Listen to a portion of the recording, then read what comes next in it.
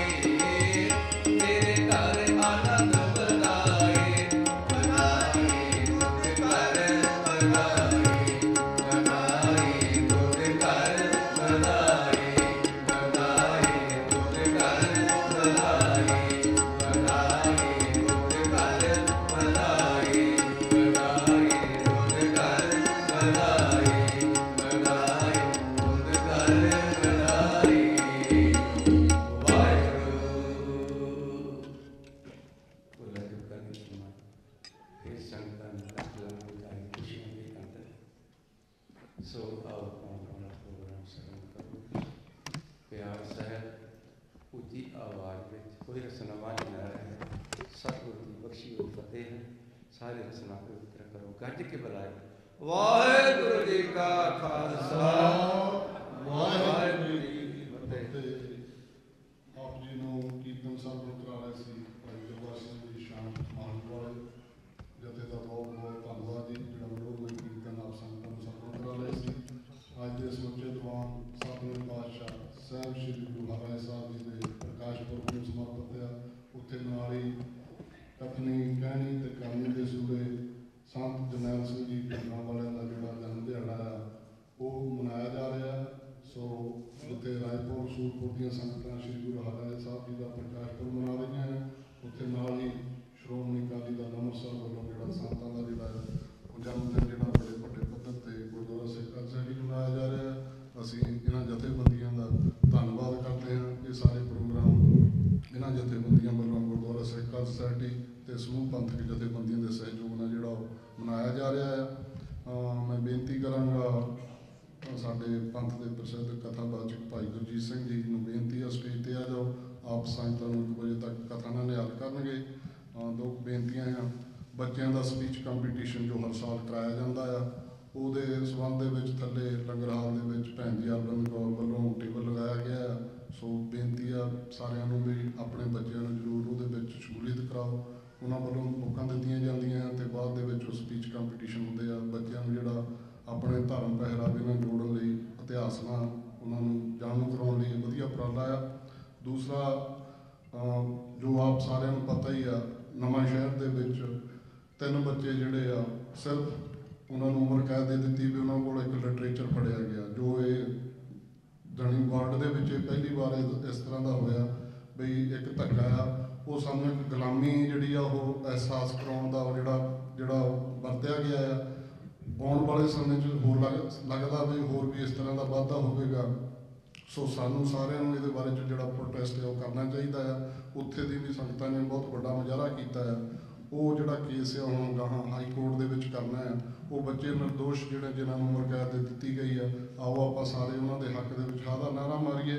ਉਹਦੇ ਲਈ Sikhs for justice ਵੱਲੋਂ ਇੱਕ ਔਨਲਾਈਨ ਪਟੀਸ਼ਨ ਪਾਈ ਗਈ ਆ 1984 sikhgenocide.org ਜਾਂ referendum 2020.org ਕੰਪੇਨ। ਸੋ ਉਹਨੇ ਬਾਹਰ ਵੀ ਟੇਬਲ ਲਗਾਇਆ। ਉਹਨਾਂ ਨੂੰ ਬੇਨਤੀ ਆਈ ਹੈ ਵੀ ਭਾਈ ਉੱਥੇ ਜਾ ਕੇ ਆਪ ਆਪਣੇ ਉਸ ਪਟੀਸ਼ਨ 'ਤੇ ਸਾਈਨ ਕਰ ਸਕਦੇ ਹੋ। ਆਓ ਕਥਾ ਸਰਵਣ ਕਰੀਏ। ਵਾਹਿਗੁਰੂ ਜੀ ਕਾ ਖਾਲਸਾ, ਵਾਹਿਗੁਰੂ ਜੀ ਕੀ ਫਤਿਹ। ਹਰ ਮੰਗਲ ਗਾਓ ਸਖੀ, ਗ੍ਰਹਿ ਮੰਦਰ ਬਣਿਆ। ਹਰ ਗਾਓ ਮੰਗਲ ਨਿਤ ਸਖੀਏ, ਸੋਗ ਦੁਖ ਨਾ ਵਿਆਪੇ।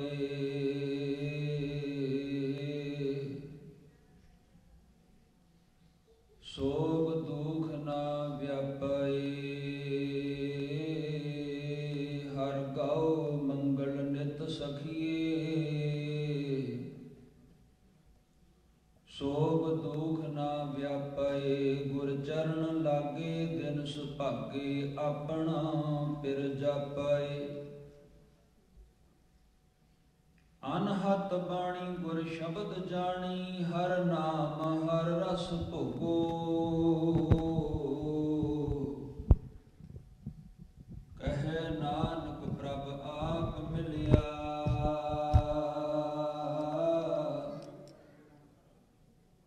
ਪ੍ਰਭ ਆਪ ਮਿਲਿਆ। ਕਹੈ ਨਾਨਕ ਪ੍ਰਭ ਆਪ ਮਿਲਿਆ। ਕਰਣਾ ਕਾਰਨ ਜੋਗੋ,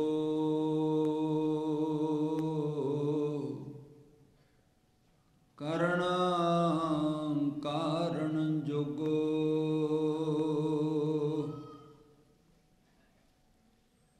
ਸਿਮਰੋ ਸ੍ਰੀ ਹਰਿ ਰਾਏ, ਸਿਮਰੋ ਸ੍ਰੀ ਹਰਿ ਰਾਏ। ਸਿਮਰੋ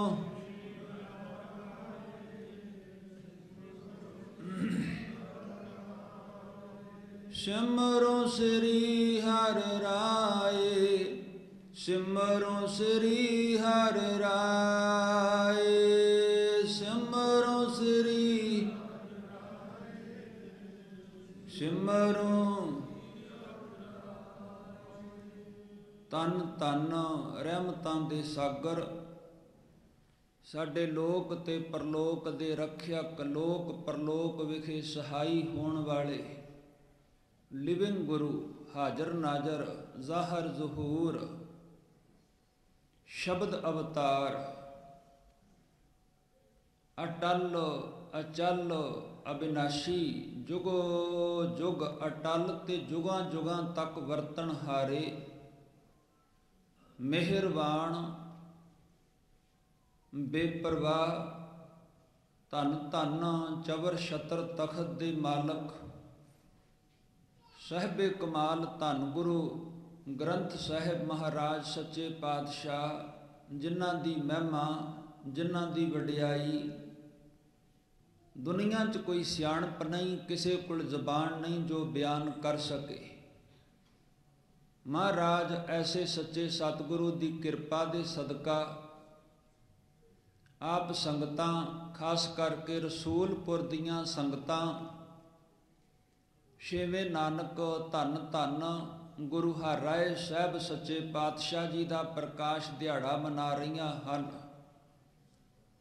ਉੱਥੇ ਹੀ ਦੂਜੇ ਪਾਸੇ ਬੜੀ ਵੱਡੀ ਗਿਣਤੀ ਦੇ ਅੰਦਰ ਸ਼੍ਰੋਮਣੀ ਅਕਾਲੀ ਦਲ ਦੇ ਕਾਰਕੁਨ ਤੇ ਸੁਹਿਰਦ ਵੀਰਾਂ ਵੱਲੋਂ ਕਥਨੀ ਕਰਨੀ ਦੇ ਪੂਰੇ ਤੇ 20ਵੀਂ ਸਦੀ ਦੇ ਮਹਾਨ ਜਰਨੈਲ ਸੰਤ ਬਾਬਾ ਜਰਨੈਲ ਸਿੰਘ ਭਿੰਡਰਾਂ ਵਾਲਿਆਂ ਦਾ ਜਨਮ ਦਿਨ,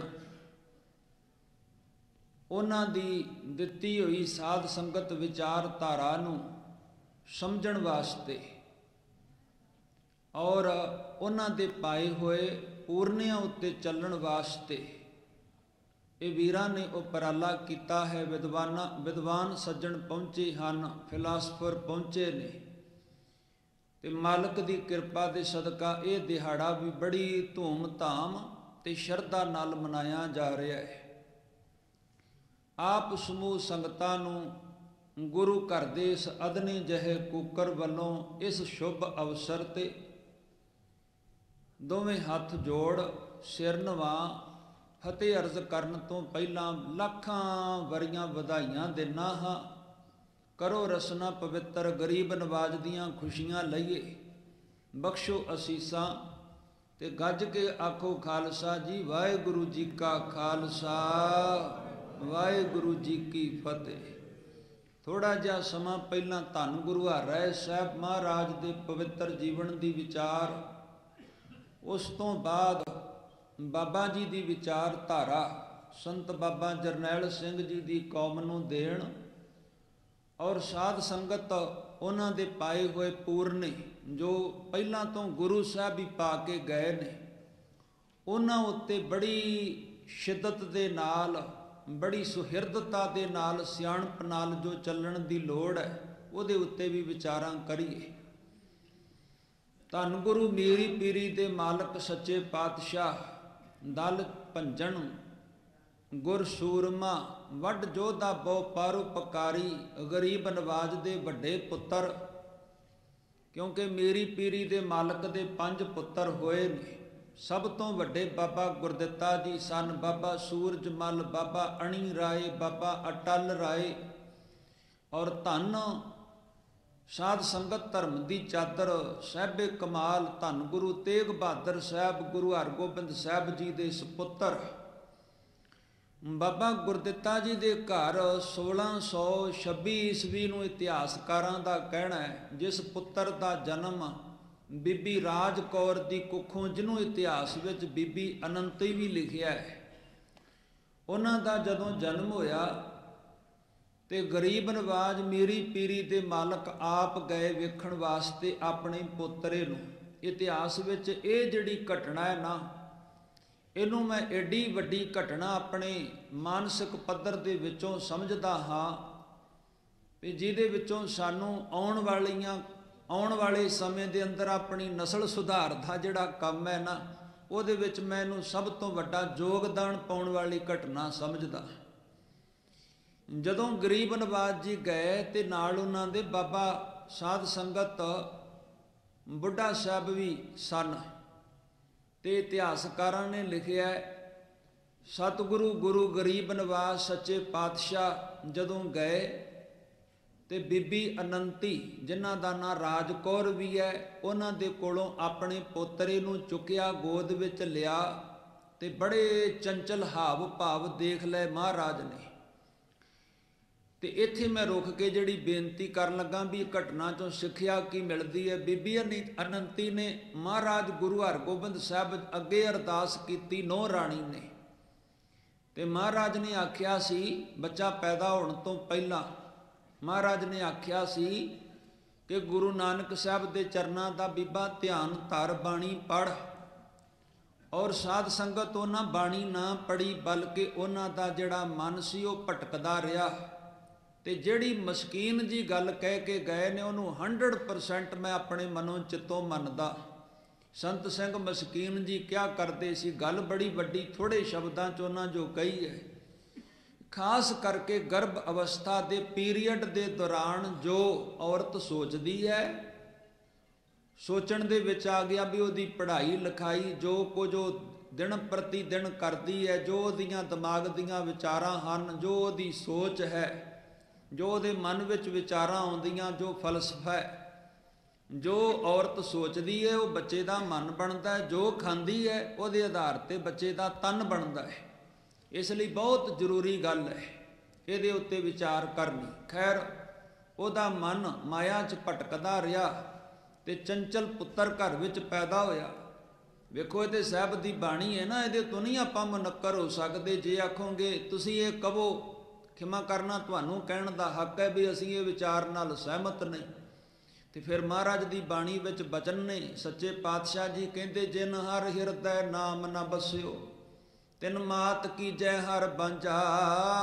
ਮਾਂ ਨੂੰ ਮਹਾਰਾਜ ਨੇ ਆਖਿਆ ਤਿਨ ਸੁਣੀ ਦੇ ਫਿਰੈ ਬਿਨ ਨਾਵੇਂ, ਓਏ ਖੱਪ ਖੱਪ ਮੋਏ ਕਰਾਂਝਾ। ਜਿਹ ਕੁਲ ਪੂਤ ਨਾ ਗਿਆਨ ਵਿਚਾਰੀ, ਸ਼੍ਰੋਮਣੀ ਭਗਤ ਬਾਬਾ ਕਬੀਰ ਸਾਹਿਬ। ਜਿਹ ਕੁਲ ਪੂਤ ਨਾ ਗਿਆਨ ਵਿਚਾਰੀ ਵਿਧਵਾ। ਹੁਣ ਕਿਸੇ ਨੂੰ ਆਖੀਏ ਵੀ ਤੂੰ ਵਿਧਵਾ ਹੋ ਜਾ, ਕਿੱਡੀ ਵੱਡੀ ਗੱਲ ਹੈ। ਵਿਧਵਾ ਕਸ ਨਾ ਭਈ ਮਹਤਾਰੀ।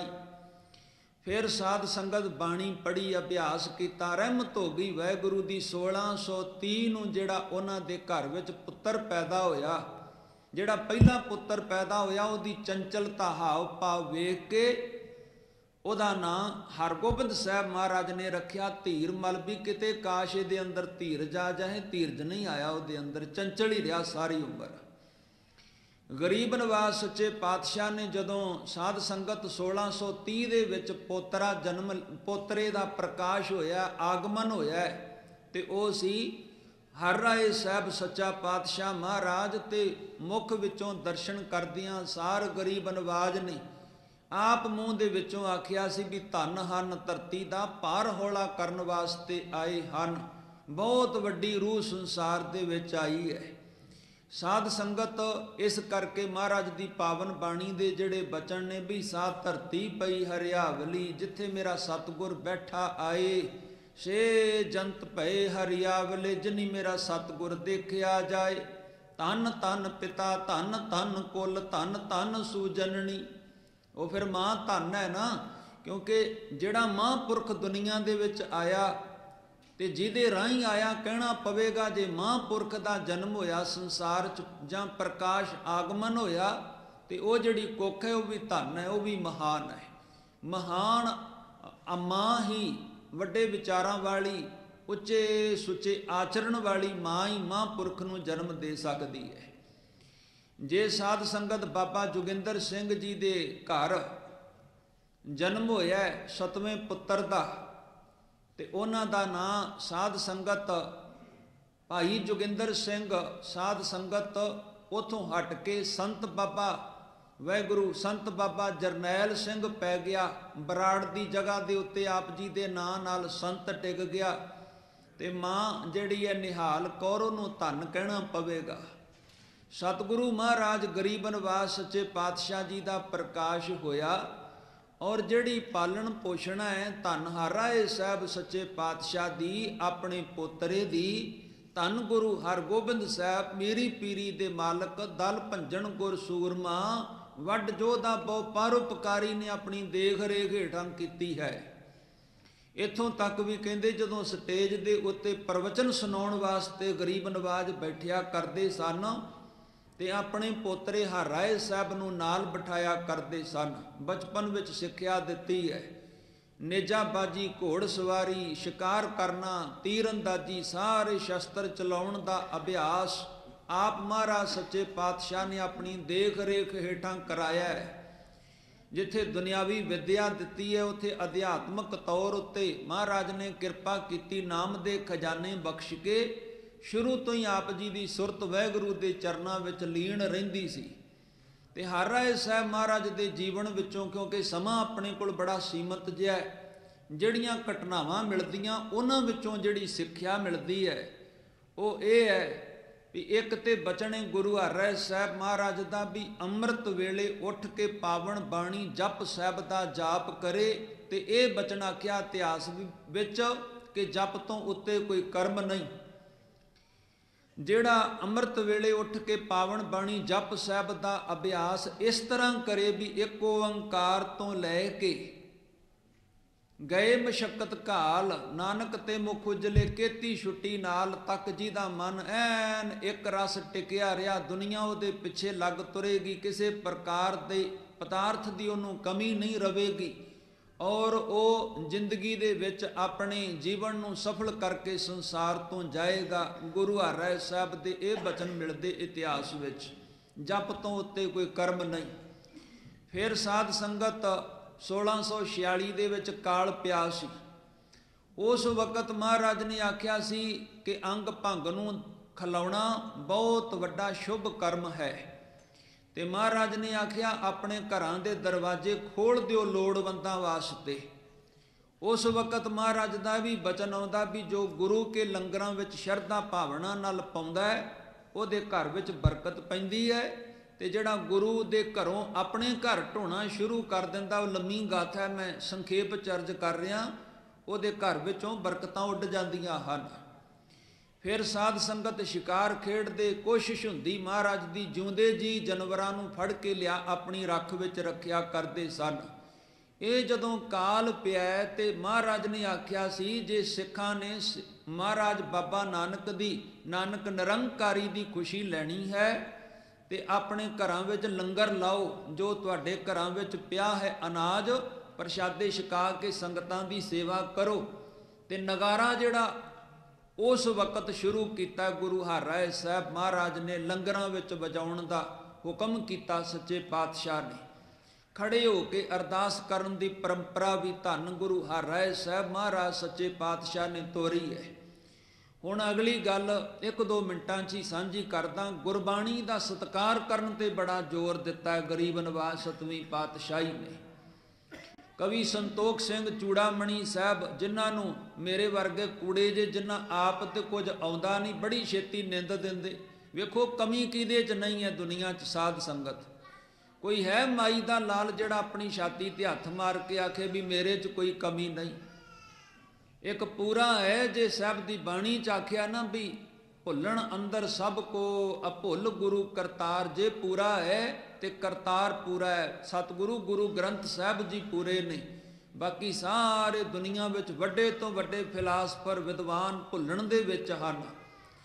ਔਰ ਕਿਸੇ ਨੂੰ ਗਲਤੀ ਲੱਗ ਗਈ, ਉਹਦੀ ਗਲਤੀ ਨੂੰ ਚੁੱਕਣ ਦੀ ਬਜਾਏ ਸਿਖਾਏ ਤੇ ਨਹੀਂ ਤੈਨੂੰ ਸਿਖਾਇਆ ਵੀ ਕਮੀਆਂ ਲੱਭਦਾ ਰਹੋ, ਹਰ ਵਕਤ ਪੋਤੜੇ ਫਰੋਲਦਾ ਰਹੋ। ਵਾਹਿਗੁਰੂ ਨੇ ਤੇ ਉੱਪਰ ਪਾ ਕੇ ਚਮੜੀ ਹੇਠਾਂ ਨੱਪ ਦਿੱਤਾ। ਸਾਧ ਸੰਗਤ ਗੰਦ, ਚਰਬੀਆਂ, ਨਾੜਾਂ, ਇੱਥੋਂ ਹੀ ਸਿੱਖਿਆ ਲੈ ਲਾ ਵੀ ਦੂਜਿਆਂ ਦੇ ਔਗਣ ਨਾ ਫਰੋਲ। ਜੇ ਗੁਣ ਧਾਰਨ ਕਰਨੇ ਗੁਣ ਧਾਰਨ ਕਰ, ਪਰ ਖਿਮਾ ਕਰਨਾ ਰੱਬ ਤੋਂ ਟੁੱਟਾ ਬੰਦਾ ਹਮੇਸ਼ਾ ਔਗਣ ਹੀ ਔਗਣ ਫਰੋਲਦਾ ਹੈ, ਔਗਣ ਹੀ ਲੱਭਦਾ ਹੈ, ਗੁਣਾਂ ਨੂੰ ਨਹੀਂ ਧੌਂਦਾ। ਫਿਰ ਆਖਣਗੇ ਜੀ ਆਹ ਮਾੜਾ ਕਹਿ ਦਿੱਤਾ, ਆਹ ਮਾੜਾ ਲਿਖ ਦਿੱਤਾ।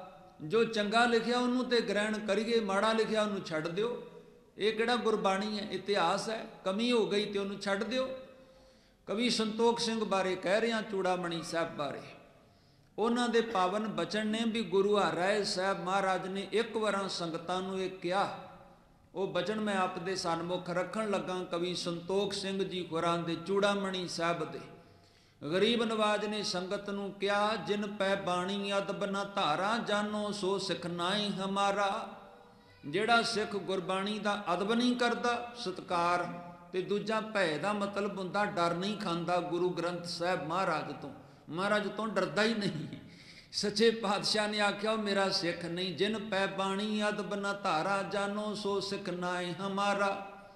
ਇੱਕ ਬਚਨ ਹੋਰ ਆਖਿਆ, ਜੋ ਸਿੱਖ ਗੁਰਬਾਣੀ ਅਦਬ ਕਰੇ, ਜਿਹੜਾ ਸਿੱਖ ਗੁਰਬਾਣੀ ਦਾ ਅਦਬ ਕਰੇਗਾ, ਬਿਨ ਪ੍ਰਯਾਸ ਭਵ ਸਾਗਰ ਤਰੇ। ਕਿਉਂ? ਕਿਉਂਕਿ ਬਾਣੀ ਦਰਗਾਹੋਂ ਆਈ ਹੈ। ਪਰਮੇਸ਼ਰ ਦਿੱਤਾ ਬੰਨਾ, ਦੁੱਖ ਰੋਗ ਕਾ ਡੇਰਾ ਭੰਨਾ। ਇਹ ਅਕਾਲੀ ਬੋਲ ਨੇ, ਤੁਰੋਂ ਦਰਗਾਹੋਂ ਆਏ ਬੋਲ ਨੇ। ਸਾਧ ਸੰਗਤ ਵਾਹਿਗੁਰੂ ਦੇ ਆਪਣੇ ਬੋਲ ਨੇ। ਤਾਂ ਹੀ ਬਾਬਾ ਜੀ ਕਹਿੰਦੇ ਵੀ ਹਉ ਆਪੋਂ ਬੋਲ ਨਾ ਜਾਣਦਾ, ਮੈਂ ਕਹਿਆ ਸਭ ਹੁਕਮਾਉ ਜੀਓ। ਇਹ ਸਾਡੇ ਆਪਣੇ ਬੋਲ ਨਹੀਂ। ਪਰਮੇਸ਼ਰ ਦਿੱਤਾ ਬੰਨਾ, ਦੁੱਖ ਰੋਗ ਕਾ ਡੇਰਾ ਭੰਨਾ। ਅਣਤ ਕਰਹਿ ਨਰ ਨਾਰੀ, ਹਰ ਹਰ ਪ੍ਰਭ ਕਿਰਪਾ ਧਾਰੀ। ਸੰਤੋ ਸੁਖ ਹੋਆ ਸਭ ਥਾਈ, ਪਾਰ ਬ੍ਰਹਮ ਪੂਰਨ ਪਰਮੇਸ਼ਰ ਰਬ ਰਹਿਆ ਸਭਨੀ ਜਾਈ। ਅੱਗੇ ਮਹਾਰਾਜ ਨੇ ਆਪੇ ਹੀ ਦੱਸਿਆ, ਤਿਨ ਸਗਲੀ ਚਿੰਤ ਮਿਟਾਈ, ਤਿਨ ਸਗਲੀ ਚਿੰਤ ਮਿਟਾਈ। ਸਗਲੀ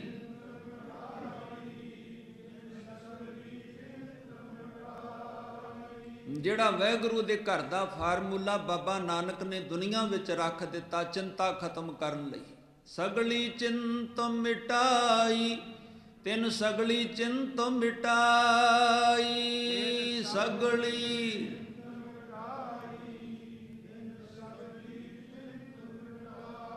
ਤੁਰ ਕੀ ਬਾਣੀ ਆਈ, ਤੁਰ ਕੀ ਬਾਣੀ ਆਈ।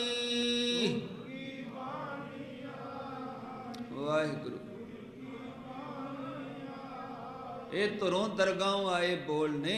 ਅਸਲ ਵਿੱਚ ਸਾਧ ਸੰਗਤ ਜਿਹੜਾ ਬਾਬਾ ਜਰਨੈਲ ਸਿੰਘ ਭਿੰਡਰਾਂ ਵਾਲੇ ਕਥਨੀ ਕਰਨੀ ਦੇ ਪੂਰੇ ਤੇ 20ਵੀਂ ਸਦੀ ਦੇ ਜਰਨੈਲ ਸੂਰਮੇ ਬਹਾਦਰ ਸਪੂਤ ਨੇ ਜਿਹੜਾ ਕਦਮ ਚੁੱਕਿਆ ਨਾ ਆਪਣੀ ਜ਼ਿੰਦਗੀ ਦੇ ਅੰਦਰ, ਉਹਨੂੰ ਖਿਮਾ ਕਰਨਾ ਸਮਝਣ ਦੀ ਕੋਸ਼ਿਸ਼ ਨਹੀਂ ਕੀਤੀ ਅਸੀਂ। ਜੋ ਉਹਨਾਂ ਦੀ ਫਿਲਾਸਫੀ ਹੈ, ਜੋ ਵਿਚਾਰਧਾਰਾ ਹੈ, ਜਿਨ੍ਹਾਂ ਨੂੰ ਸਮਝ ਪੈ ਗਈ ਉਹਨਾਂ ਨੇ ਉਹਨਾਂ ਦੀ ਨਿੰਦਾ ਨਹੀਂ ਕੀਤੀ, ਮਾੜਾ ਨਹੀਂ ਕਿਹਾ। ਕਿਉਂਕਿ ਸਾਡੇ ਵਿੱਚ ਹੀ ਬਹੁਤ ਨੇ, ਵੱਡੀ ਗਿਣਤੀ ਹੈ ਜਿਨ੍ਹਾਂ ਨੇ ਬਾਬਾ ਜਰਨੈਲ ਸਿੰਘ ਜੀ ਦੇ ਸਾਧ ਸੰਗਤ ਦਿੱਤੇ ਹੋਏ ਕੌਮ ਦੇ ਲਈ ਕੁਰਬਾਨੀ ਦਾ ਗੁਣ ਪਾਉਣ ਦੀ ਬਜਾਏ, ਉਹਨਾਂ ਦਾ ਸਤਿਕਾਰ ਕਰਨ ਦੀ ਬਜਾਏ ਉਹਨਾਂ ਦੀ ਰੱਜ ਰੱਜ ਕੇ ਨਿੰਦਾ ਕੀਤੀ ਹੈ। ਮਾਲਕ ਹੀ ਖਿਮਾ ਕਰੇ ਸਾਨੂੰ। ਉਹਨਾਂ ਨੇ ਸਾਧ ਸੰਗਤ, ਪਹਿਲਾਂ ਤੇ ਮੈਂ ਇਹ ਕਹਾਂਗਾ ਸਰੀਰਕ ਪੱਖ ਵਾਹਿਗੁਰੂ ਨੇ ਬਣਾਇਆ ਇੰਨਾ ਜ਼ਿਆਦਾ ਮਜ਼ਬੂਤ। ਉਹਨਾਂ ਦਾ ਇਤਿਹਾਸ ਕਹਿੰਦਾ ਹੈ, ਉਹਨਾਂ ਨੂੰ ਜਦੋਂ ਪੜ੍ਹੀਏ ਵੀ ਬੜੇ ਮਜ਼ਬੂਤ ਜੁੱਸੇ ਦੇ ਮਾਲਕ ਸਨ। ਕਾਰਾ ਜਿਹਾ ਸਰੀਰ ਹੈ ਸੰਤਾਂ ਦਾ, ਪਰ ਅੱਧਾ ਕਿੱਲਾ ਨਰਮੇ ਦਾ ਨਾ ਕਈ ਦੇ ਨਾਲ ਸਾਧ ਸੰਗਤ ਗੁੱਡ ਦਿਆ ਕਰਦੇ ਸਨ। ਦਮਦਮੀ ਟਕਸਾਲ ਦੇ ਇਤਿਹਾਸ ਵਿੱਚ ਲਿਖਿਆ ਅੱਧਾ ਕਿੱਲਾ ਇੱਕੋ ਵਾਰੀ ਕਈ ਦੇ ਨਾਲ ਗੁੱਡ ਦਿਆ ਕਰਦੇ ਸਨ, ਕਣਕ ਵੱਢਦੇ ਸਨ। ਬੜਾ ਮਜ਼ਬੂਤ ਸਰੀਰ ਹੈ। ਬਚਪਨ ਦੇ ਵਿੱਚ ਹੀ ਫਿਰ ਟਕਸਾਲ ਦੇ ਅੰਦਰ ਆ ਗਏ ਤੇ ਨਾਮ ਅਭਿਆਸ ਸਿਮਰਨ ਬਹੁਤ ਜ਼ਿਆਦਾ ਹੈ। ਲਗਾਤਾਰ ਹਮੇਸ਼ਾ ਜਾਪ ਆਪ ਦੇ ਮੁਖ ਵਿੱਚੋਂ ਚੱਲਦਾ ਹੀ ਰਹਿੰਦਾ ਸੀ, ਕਿਉਂਕਿ ਉਹ ਇਕੱਲੇ ਸਿਪਾਹੀ ਨਹੀਂ ਸਨ। ਧੰਨ ਗੁਰੂ ਕਲਗੀਧਰ ਪਿਤਾ ਜੀ ਦੇ ਉਹ ਸੰਤ ਵੀ ਸਨ। ਹਾਂ, ਪਰ ਇੱਕ ਵਾਰ ਕਿਸੇ ਪੱਤਰਕਾਰ ਨੇ ਪੁੱਛਿਆ, ਬਾਬਾ ਜੀ ਤੁਸੀਂ ਸੰਤ ਹੋ? ਤੇ ਉਹ ਕਹਿੰਦੇ ਨਹੀਂ, ਮੈਂ ਸੰਤ ਨਹੀਂ। ਕਹਿੰਦੇ ਲੋਕ ਤੁਹਾਨੂੰ ਕਹਿੰਦੇ ਨੇ ਸੰਤ। ਹਾਜ਼ਰ ਜਵਾਬ ਇੰਨੇ ਜ਼ਿਆਦਾ ਸਨ ਦਿਮਾਗੀ ਪੱਧਰ ਦੇ ਉੱਪਰ। ਵਾਹਿਗੁਰੂ ਦੀ ਕਿਰਪਾ ਹੀ ਬੜੀ ਵੱਡੀ। ਕਿਉਂਕਿ ਮੈਂ ਪਹਿਲਾਂ ਅਰਜ਼ ਕੀਤੀ ਹੈ, ਦੁਨੀਆ ਵਿੱਚ ਜਿਹੜੀ ਮਹਾਨ ਰੂਹ ਹੈ ਨਾ, ਇਹ ਵੀ ਗੱਲ ਯਾਦ ਰੱਖਣ ਵਾਲੀ ਹੈ। ਇਹ ਕਦੇ ਕਦੇ ਆਉਂਦੀ ਹੈ ਸਾਧ ਸੰਗਤ, ਕਦੇ ਕਦੇ। ਤੇ ਜਿਹੜੀ ਦੁਸ਼ਟ ਰੂਹ ਹੈ ਨਾ, ਉਹ ਵੀ ਕਦੇ ਕਦੇ ਆਉਂਦੀ ਹੈ। ਦੁਸ਼ਟ ਰੂਹ ਨੂੰ ਜਨਮ ਦੇਣ ਵਾਸਤੇ ਵਾਤਾਵਰਨ ਉੱਦਾਂ ਦਾ ਚਾਹੀਦਾ, ਮਾਂ ਉਵੇਂ ਦੀ ਚਾਹੀਦੀ ਹੈ। ਮਾੜੀ ਰੂਹ ਹਿਟਲਰ ਵਰਗੀ, ਔਰੰਗਜ਼ੇਬ ਵਰਗੀ, ਬਾਬਰ ਵਰਗੀ ਮਾੜੀ ਰੂਹ, ਇਹਦੇ ਵਿੱਚ ਕਹਿਣ ਵਿੱਚ ਕੋਈ ਸ਼ੱਕ ਨਹੀਂ ਕਰਨਾ ਚਾਹੀਦਾ ਵੀ ਇੰਦਰਾ ਗਾਂਧੀ ਵਰਗੀ ਮਾੜੀ ਰੂਹ। ਕਦੇ ਕਦੇ ਆਉਂਦੀ ਦੁਨੀਆ ਵਿੱਚ, ਬੜਾ ਜ਼ੁਲਮ ਕਰਦੀ, ਬੜਾ ਤਹਿਸ ਨਹਿਸ ਮਚਾਉਂਦੀ ਹੈ। ਇੱਦਾਂ ਦੀ ਰੂਹ ਜ਼ੁਲਮ ਦੀ ਇੰਤਹਾ ਆ ਜਾਂਦੀ ਹੈ। ਤੇ ਚੰਗੀ ਰੂਹ ਵੀ ਸਾਧ ਸੰਗਤ ਕਦੇ ਕਦਾਈ ਆਉਂਦੀ। ਤੇ ਇਸ ਤਰ੍ਹਾਂ ਦੀ ਇੱਕ ਚੰਗੀ ਰੂਹ, ਉਹ ਕਹਿੰਦੇ ਵੀ ਤੁਹਾਨੂੰ ਤੇ ਲੋਕ ਕਹਿੰਦੇ ਨੇ ਸੰਤ, ਕਹਿੰਦੇ ਫਿਰ ਲੋਕਾਂ ਕੋਲੋਂ ਪੁੱਛੋ, ਇਹ ਮੇਰੇ ਕੋਲੋਂ ਕਿਉਂ ਪੁੱਛਦੇ ਹੋ? ਪੱਤਰਕਾਰ ਅੱਗੋਂ ਚੁੱਪ ਕਰ ਗਿਆ। ਇੱਕ ਵਾਰਾਂ ਪੱਤਰਕਾਰ ਨੇ ਹੋਰ ਵੀ ਸਵਾਲ ਕੀਤਾ। ਉਹ ਸਵਾਲ ਇਹ ਸੀ ਵੀ ਤੁਸੀਂ ਸੰਤ ਜੀ ਭਾਰਤ ਨੂੰ ਕੀ ਸਮਝਦੇ ਹੋ? ਕਿਉਂਕਿ ਪੱਤਰਕਾਰ ਦਾ ਮਤਲਬ ਹੈ ਜਿਹੜੇ ਹੁਣ ਅੱਜ ਐਂਕਰ ਖਿਮਾ ਕਰਨਾ ਰੌਲਾ ਪਾਉਂਦੇ ਨਾ ਉੱਚੀ ਉੱਚੀ ਮੀਡੀਆ ਦੇ ਵਿੱਚ, ਉਹਨਾਂ ਦੇ ਆਪਣੇ ਪੱਲੇ ਕੁਝ ਨਹੀਂ। ਜੇ ਕਿਤੇ ਉਹਨਾਂ ਨੂੰ ਸਰਹੱਦ ਦੇ ਅੱਗੇ ਜਾ ਕੇ ਖੜਿਆਂ ਕਰੋ ਵੀ ਤੁਸੀਂ ਇੱਥੇ ਲੜ ਲਓ, ਇੱਥੇ ਰੌਲਾ ਪਾਉਂਦੇ ਹੋ, ਤੇ ਭਗਵੇਂ ਵੇਸ ਦੇ ਵਿੱਚ ਹੀ ਸਭ ਕੁਝ ਹੋ ਰਿਹਾ ਹੈ। ਖਿਮਾ ਕਰਨਾ, ਇਮਾਨਦਾਰੀ ਨਾਲ ਗੱਲ ਕਹਿਣ ਦੀ ਕੋਸ਼ਿਸ਼ ਕਰਾਂਗਾ। ਇਹ ਸਭ ਕੁਝ ਇੱਕ ਸੋਚੀ ਸਮਝੀ ਚਾਲ ਦੇ ਹੇਠਾਂ ਹੋ ਰਿਹਾ ਹੈ। ਜਦੋਂ ਤੇ ਸਾਧ ਸੰਗਤ ਕੁਝ ਐਸਾ ਹੁੰਦਾ ਹੈ ਕਿ ਇੱਕ ਨਿੱਕਾ ਜਿਹਾ ਪੁਆਇੰਟ ਮਿਲ ਗਿਆ, ਨਿੱਕਾ ਜਿਹਾ ਪੁਆਇੰਟ, ਉਦੋਂ ਤੇ ਸਿੱਖਾਂ ਨੂੰ ਜਲਾਨਤ ਰੂਪ ਵਿੱਚ ਪੇਸ਼ ਕੀਤਾ ਜਾਂਦਾ ਭਾਰਤੀ ਮੀਡੀਏ ਦੇ ਅੰਦਰ। ਤੇ ਜਿਹੜੀ ਉਹਨਾਂ ਦੀ ਬਹਾਦਰੀ ਹੈ, ਉਹਨਾਂ ਦੇ ਗੁਣ ਹਨ, ਉਹਨਾਂ ਦੀਆਂ ਕੁਰਬਾਨੀਆਂ ਨੇ, ਵੀ ਇਮਾਨਦਾਰੀ ਤੁਹਾਡੀ ਉਦੋਂ ਕਿੱਥੇ ਚਲੇਗੀ? ਉਦੋਂ ਕਿਉਂ ਨਹੀਂ ਬਿਆਨ ਕਰਦੇ? ਔਰ 222 ਸਾਲਾਂ ਬਾਅਦ ਹਮਲਾ ਹੋਇਆ ਹਰਿਮੰਦਰ ਸਾਹਿਬ ਦੇ ਉੱਪਰ, ਔਰ ਉਸ ਤੋਂ ਪਹਿਲਾਂ ਦੇਸ਼ ਆਜ਼ਾਦ ਹੋਇਆ। ਮੈਨੂੰ ਕਾਲੇ ਪਾਣੀ ਜਾਣ ਦਾ ਸੁਭਾਗ ਮਿਲਿਆ। ਕਾਲੇ ਪਾਣੀ ਦੀ ਜਿਹੜੀ ਜੇਲ੍ਹ ਹੈ ਨਾ, ਉਹਦੇ ਵਿੱਚ ਜਿਹੜੇ ਉੱਥੇ ਅੰਦਰ ਰਹੇ ਨੇ, ਜਿਨ੍ਹਾਂ ਨੇ ਕਾਲੇ ਪਾਣੀ ਦੀ ਜੇਲ੍ਹ ਕੱਟੀ ਹੈ, ਸਜ਼ਾ ਯਾਫਤਾ ਹੋਏ, ਉਹਨਾਂ ਵਿੱਚ ਸਾਧ ਸੰਗਤ ਖਿਮਾ ਕਰਨਾ ਮਹਾਰਾਜ ਦੀ ਹਜ਼ੂਰੀ ਹੈ। ਕੁਮਾਰ ਜਾਂ ਸਾਧ ਸੰਗਤ ਹੋਰ ਕੋਈ ਜਿਹਦਾ ਮੈਂ ਨਹੀਂ ਕਹਿਣਾ ਚਾਹੁੰਦਾ, ਜ਼ਿਕਰ ਨਹੀਂ ਕਰਨਾ ਚਾਹੁੰਦਾ, ਉਹਨਾਂ ਦੇ ਨਾਂ ਬਹੁਤ ਘੱਟ ਮਿਲੇ। ਸਿੰਘ ਹੀ ਜ਼ਿਆਦਾ ਲੰਮੀ ਲਿਸਟ ਹੈ। ਮੇਰੇ ਤੇ ਸੁਣਨ 'ਚ ਹੁਣ ਆਇਆ, ਉੱਥੋਂ ਲਿਸਟ ਵੀ ਮਿਟਾ ਦਿੱਤੀ, ਖਤਮ ਕਰਨ ਦੀ ਕੋਸ਼ਿਸ਼ ਨਾ। ਫਿਰ ਸਾਧ ਸੰਗਤ 1947 ਵੇਲੇ, ਆਜ਼ਾਦੀ ਦੇ ਵੇਲੇ ਕਿੱਡੀ ਵੱਡੀ ਕੁਰਬਾਨੀ ਹੈ ਮੁੱਠੀ ਭਰ ਕੌਮ ਦੀ। ਫਿਰ ਉਸ ਤੋਂ ਬਾਅਦ 48 ਵਿੱਚ 1965 ਦੇ ਵਿੱਚ, 1971 ਦੇ ਵਿੱਚ ਪਾਕਿਸਤਾਨ ਨਾਲ ਲੜਾਈਆਂ ਹੋਈਆਂ ਹਿੰਦੁਸਤਾਨ ਦੀਆਂ, ਉਹਦੇ ਵਿੱਚ ਸਿੱਖਾਂ ਦੀ ਕੁਰਬਾਨੀ ਕਿੰਨੀ ਵੱਡੀ ਹੈ। 1962 ਦੇ ਵਿੱਚ ਚੀਨ ਦੇ ਨਾਲ ਜਦੋਂ ਯੁੱਧ ਹੋਇਆ, ਉਹਦੇ ਵਿੱਚ ਸਿੱਖਾਂ ਦੀ ਧਾਂਕ ਜੰਮੀ ਹੈ। ਪਰ ਸਾਰਾ ਕੁਝ ਇੰਨੀਆਂ ਵੱਡੀਆਂ ਕੁਰਬਾਨੀਆਂ ਕਰਨ ਦੇ ਬਦਲੇ ਦੇ ਵਿੱਚ ਸਿੱਖਾਂ ਦੀ ਝੋਲੀ ਦੇ ਵਿੱਚ ਭਾਰਤੀ ਹਕੂਮਤ ਨੇ ਕੀ ਪਾਇਆ? ਸਾਧ ਸੰਗਤ ਹਰਿਮੰਦਰ ਸਾਹਿਬ ਦਾ ਮਤਲਬ ਇਮਾਰਤ ਨਹੀਂ, ਆਪਾਂ ਨੂੰ ਪਤਾ ਹੈ। ਇਹ ਜਿਹੜਾ ਹਰਿਮੰਦਰ ਹੈ, ਇਹ ਸਾਧ ਸੰਗਤ ਸਿੱਖ ਇਜ਼ਮ ਦਾ ਹਾਰਟ ਦਿਲ ਹੈ। ਇਹਦੇ ਉੱਤੇ ਅਟੈਕ ਹੋਇਆ 1984 ਦੇ ਵਿੱਚ। ਤੇ ਅਟੈਕ ਦੇ ਜਿਹੜੇ ਕਾਰਨ ਹਨ, ਜੇ ਉਹਨਾਂ ਨੂੰ ਲੱਭਣ ਦੀ ਕੋਸ਼ਿਸ਼ ਕਰੀਏ, ਅਟੈਕ ਦੇ ਕਾਰਨ ਜਿਹਨੂੰ ਕਿਹਾ ਗਿਆ ਆਪਰੇਸ਼ਨ ਬਲੂ ਸਟਾਰ, ਉਹ ਆਪਰੇਸ਼ਨ ਨਹੀਂ ਹੈ, ਉਹ ਹੈ ਘੱਲੂਘਾਰਾ। ਘੱਲੂਘਾਰੇ ਦਾ ਮਤਲਬ ਹੁੰਦਾ ਵੀ ਨਸਲਕੁਸ਼ੀ ਕਰਨੀ। ਜਿਹੜੀ ਸਾਧ ਸੰਗਤ ਅੰਦਰ ਵਸੀ ਹੋਈ ਹੈ ਅਣਖ ਸਵੈਮਾਨ, ਉਹਨੂੰ ਤਹਿਸ ਨਹਿਸ ਕਰਨਾ, ਉਹਦੇ ਲਈ ਪੂਰੀ ਪਲੈਨਿੰਗ ਦੇ ਨਾਲ ਕੰਮ ਕੀਤਾ ਗਿਆ। ਇਸ ਕਰਕੇ ਇਹ ਪਹਿਲਾਂ ਤੋਂ ਹੀ ਸ਼ੁਰੂ ਹੋ ਗਿਆ। ਅਸਲ 'ਚ ਜਦੋਂ 1978 ਦੇ ਵਿੱਚ ਨਿਰੰਕਾਰੀ ਕਾਂਡ ਹੋਇਆ, ਉਦੋਂ ਤੋਂ ਲੈ ਕੇ 1984 ਤੱਕ ਬਾਬਾ ਜਰਨੈਲ ਸਿੰਘ ਜੀ ਕੌਮ ਦੇ ਅੱਗੇ ਲੱਗ ਕੇ ਤੁਰੇ, ਮੁੱਖ ਰੂਪ ਦੇ ਅੰਦਰ ਸੇਵਾ ਕਰਨ ਵਾਲੇ ਹੋ ਕੇ।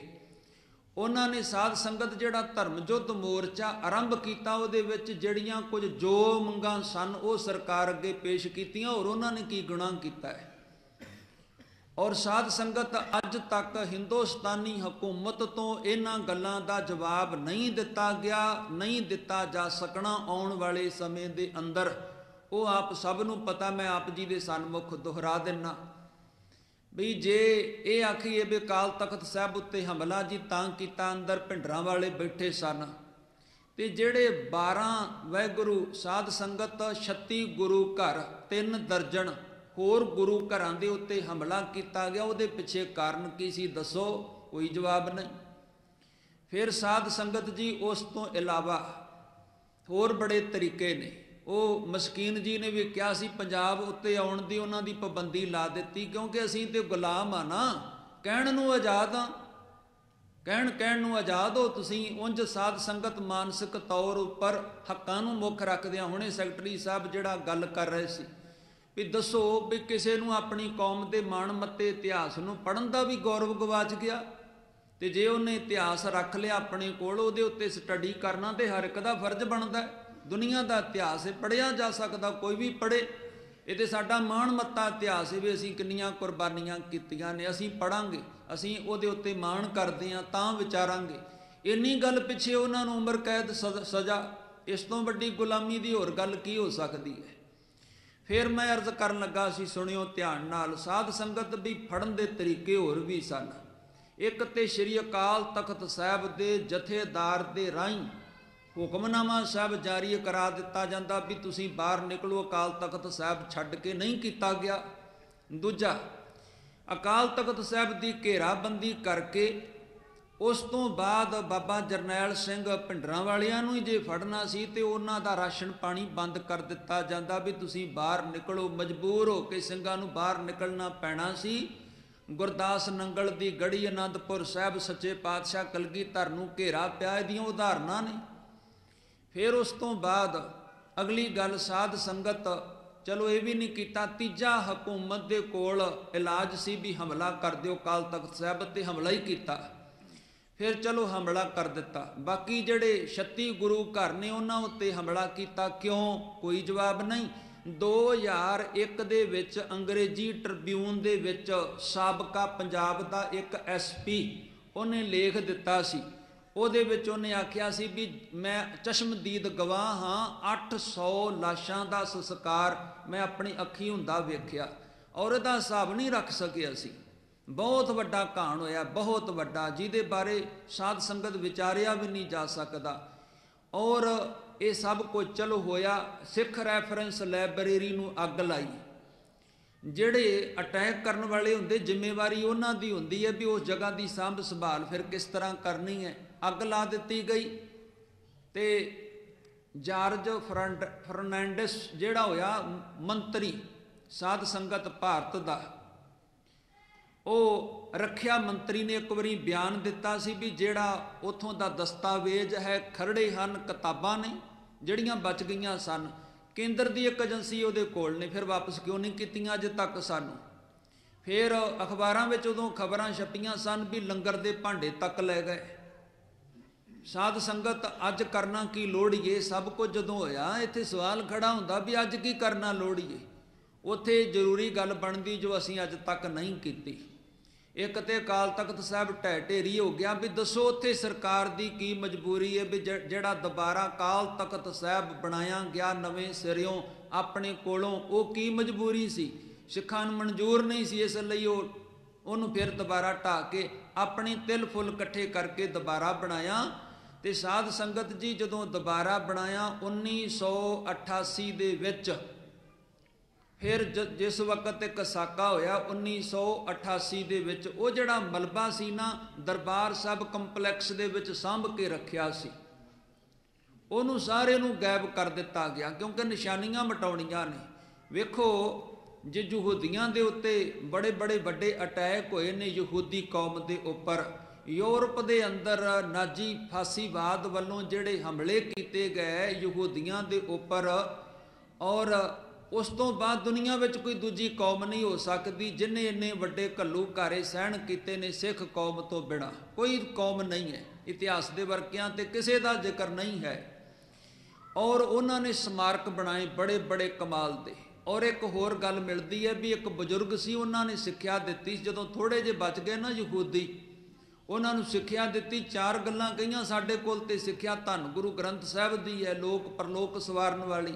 ਉਹ 4 ਗੱਲਾਂ ਹੀ ਬਜ਼ੁਰਗ ਦੀਆਂ ਉਹਨਾਂ ਪੱਲੇ ਬੰਨ੍ਹ ਲਈਆਂ। ਕੁਝ ਸਾਨੂੰ ਵੀ ਲੋੜ ਹੈ ਸਾਧ ਸੰਗਤ, ਕੁਝ ਪੱਲੇ ਤੇ ਬੰਨੀਏ, ਦਿਹਾੜੀ ਮਨਾਏ ਤਾਂ ਸਫਲੇ ਹੋਣਗੇ। ਉਹ 4 ਗੱਲਾਂ ਬਜ਼ੁਰਗ ਨੇ ਆਖੀਆਂ ਯਹੂਦੀਆਂ ਨੂੰ। ਇੱਕ ਤੇ ਉਹਨੇ ਗੱਲ ਆਖੀ ਵੀ ਯਹੂਦੀਓ ਆਪਣੇ ਗ੍ਰੰਥ ਦਾ ਪੱਲਾ ਨਾ ਛੱਡਿਓ, ਆਪਣੇ ਗ੍ਰੰਥ ਦਾ ਸਤਿਕਾਰ ਕਰਨਾ ਨਾ ਛੱਡਿਓ, ਆਪਣੇ ਗ੍ਰੰਥ ਨਾਲ ਜੁੜੇ ਰਹੋ ਜੇ ਬਚਣਾ ਹੈ। ਦੂਜੀ ਉਹਨੇ ਗੱਲ ਆਖੀ ਵੀ ਇੱਕ ਗੱਲ ਹੋਰ ਧਿਆਨ 'ਚ ਰੱਖੋ, ਆਪਣੀ ਬੋਲੀ ਨਾ ਛੱਡਿਓ। ਆਪਾਂ ਬੋਲੀ ਛੱਡਦੇ ਜਾ ਰਹੇ ਹਾਂ, ਆਪਣੀ ਮਾਣਮੱਤੀ ਪੰਜਾਬੀ ਬੋਲੀ, ਆਪਣੀ ਬੋਲੀ ਨਾ ਛੱਡਿਓ।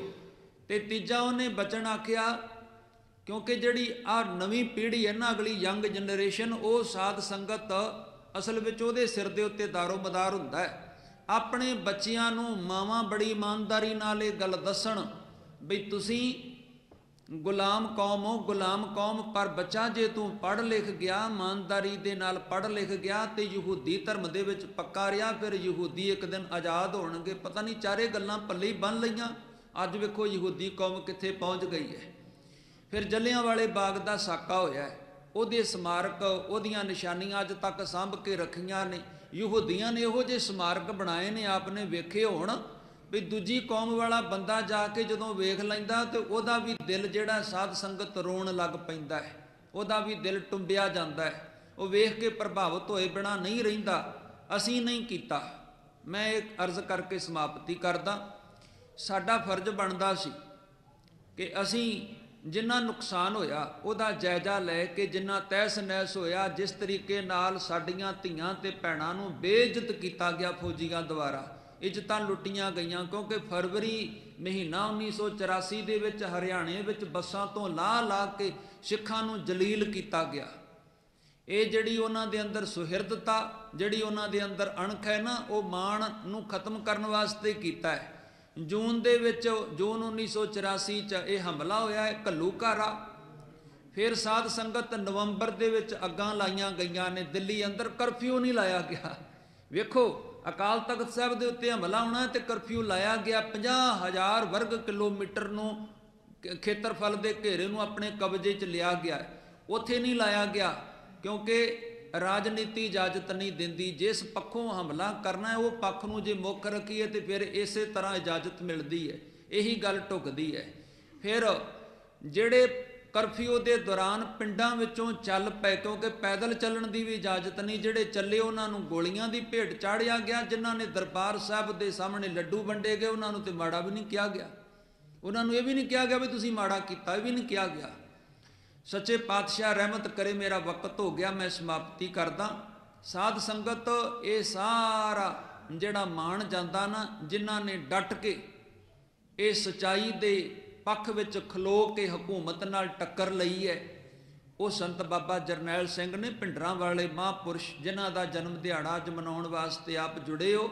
ਸਾਡੇ ਲਈ, ਸਾਨੂੰ ਇਹ ਕਰਨਾ ਚਾਹੀਦਾ ਜੇ ਕਰਨਾ ਚਾਹੁੰਦੇ ਆ ਵੀ ਉਸ ਵਕਤ ਦੇ ਨੁਕਸਾਨ ਦਾ ਜਾਇਜ਼ਾ ਲੈ ਕੇ, ਜਿਹੜੇ ਪੁਰਾਣੇ ਬਜ਼ੁਰਗ ਨੇ ਉਹਨਾਂ ਨੂੰ ਅੱਜ ਮਿਲ ਕੇ, ਉਹਨਾਂ ਕੋਲੋਂ ਜਾਣਕਾਰੀ ਇਕੱਠੀ ਕਰਕੇ ਸਾਰਾ ਇੱਕ ਇਤਿਹਾਸ ਦਾ ਇੱਕ ਟਰੈਕਟ ਬਣਾ ਕੇ ਲੱਖਾਂ ਦੀ ਗਿਣਤੀ 'ਚ ਉਹਨੂੰ ਵੰਡਿਆ ਜਾਏ।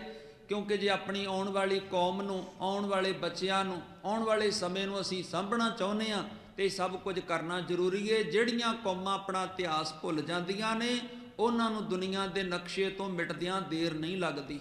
ਇਸ ਲਈ ਇਮਾਨਦਾਰੀ ਨਾਲ ਸਾਨੂੰ ਇਹ ਸਭ ਕੁਝ ਵਾਚਣਾ ਚਾਹੀਦਾ ਹੈ। ਮਹਾਰਾਜ ਰਹਿਮਤ ਕਿਰਪਾ ਕਰਨ, ਪੰਥ ਦੀ ਚੜ੍ਹਦੀ ਕਲਾ ਹੋਵੇ।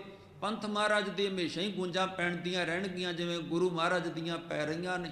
ਸਾਹਿਬ ਜੀ ਸਾਰਿਆਂ ਤੇ ਕਿਰਪਾ ਕਰਨ। ਭੁੱਲ ਚੁੱਕ ਲਈ ਖਿਮਾ। ਵਾਹਿਗੁਰੂ ਜੀ ਕਾ ਖਾਲਸਾ, ਵਾਹਿਗੁਰੂ ਜੀ ਕੀ ਫਤਿਹ। ਸਰਵਣ ਕਰੀਏ ਭਾਈ ਸਰਬਜੀਤ ਸਿੰਘ ਜੀ, ਸਪੋਕਸਮੈਨ ਸ਼੍ਰੋਮਣੀ ਅਕਾਲੀ ਦਲ ਅੰਮ੍ਰਿਤਸਰ।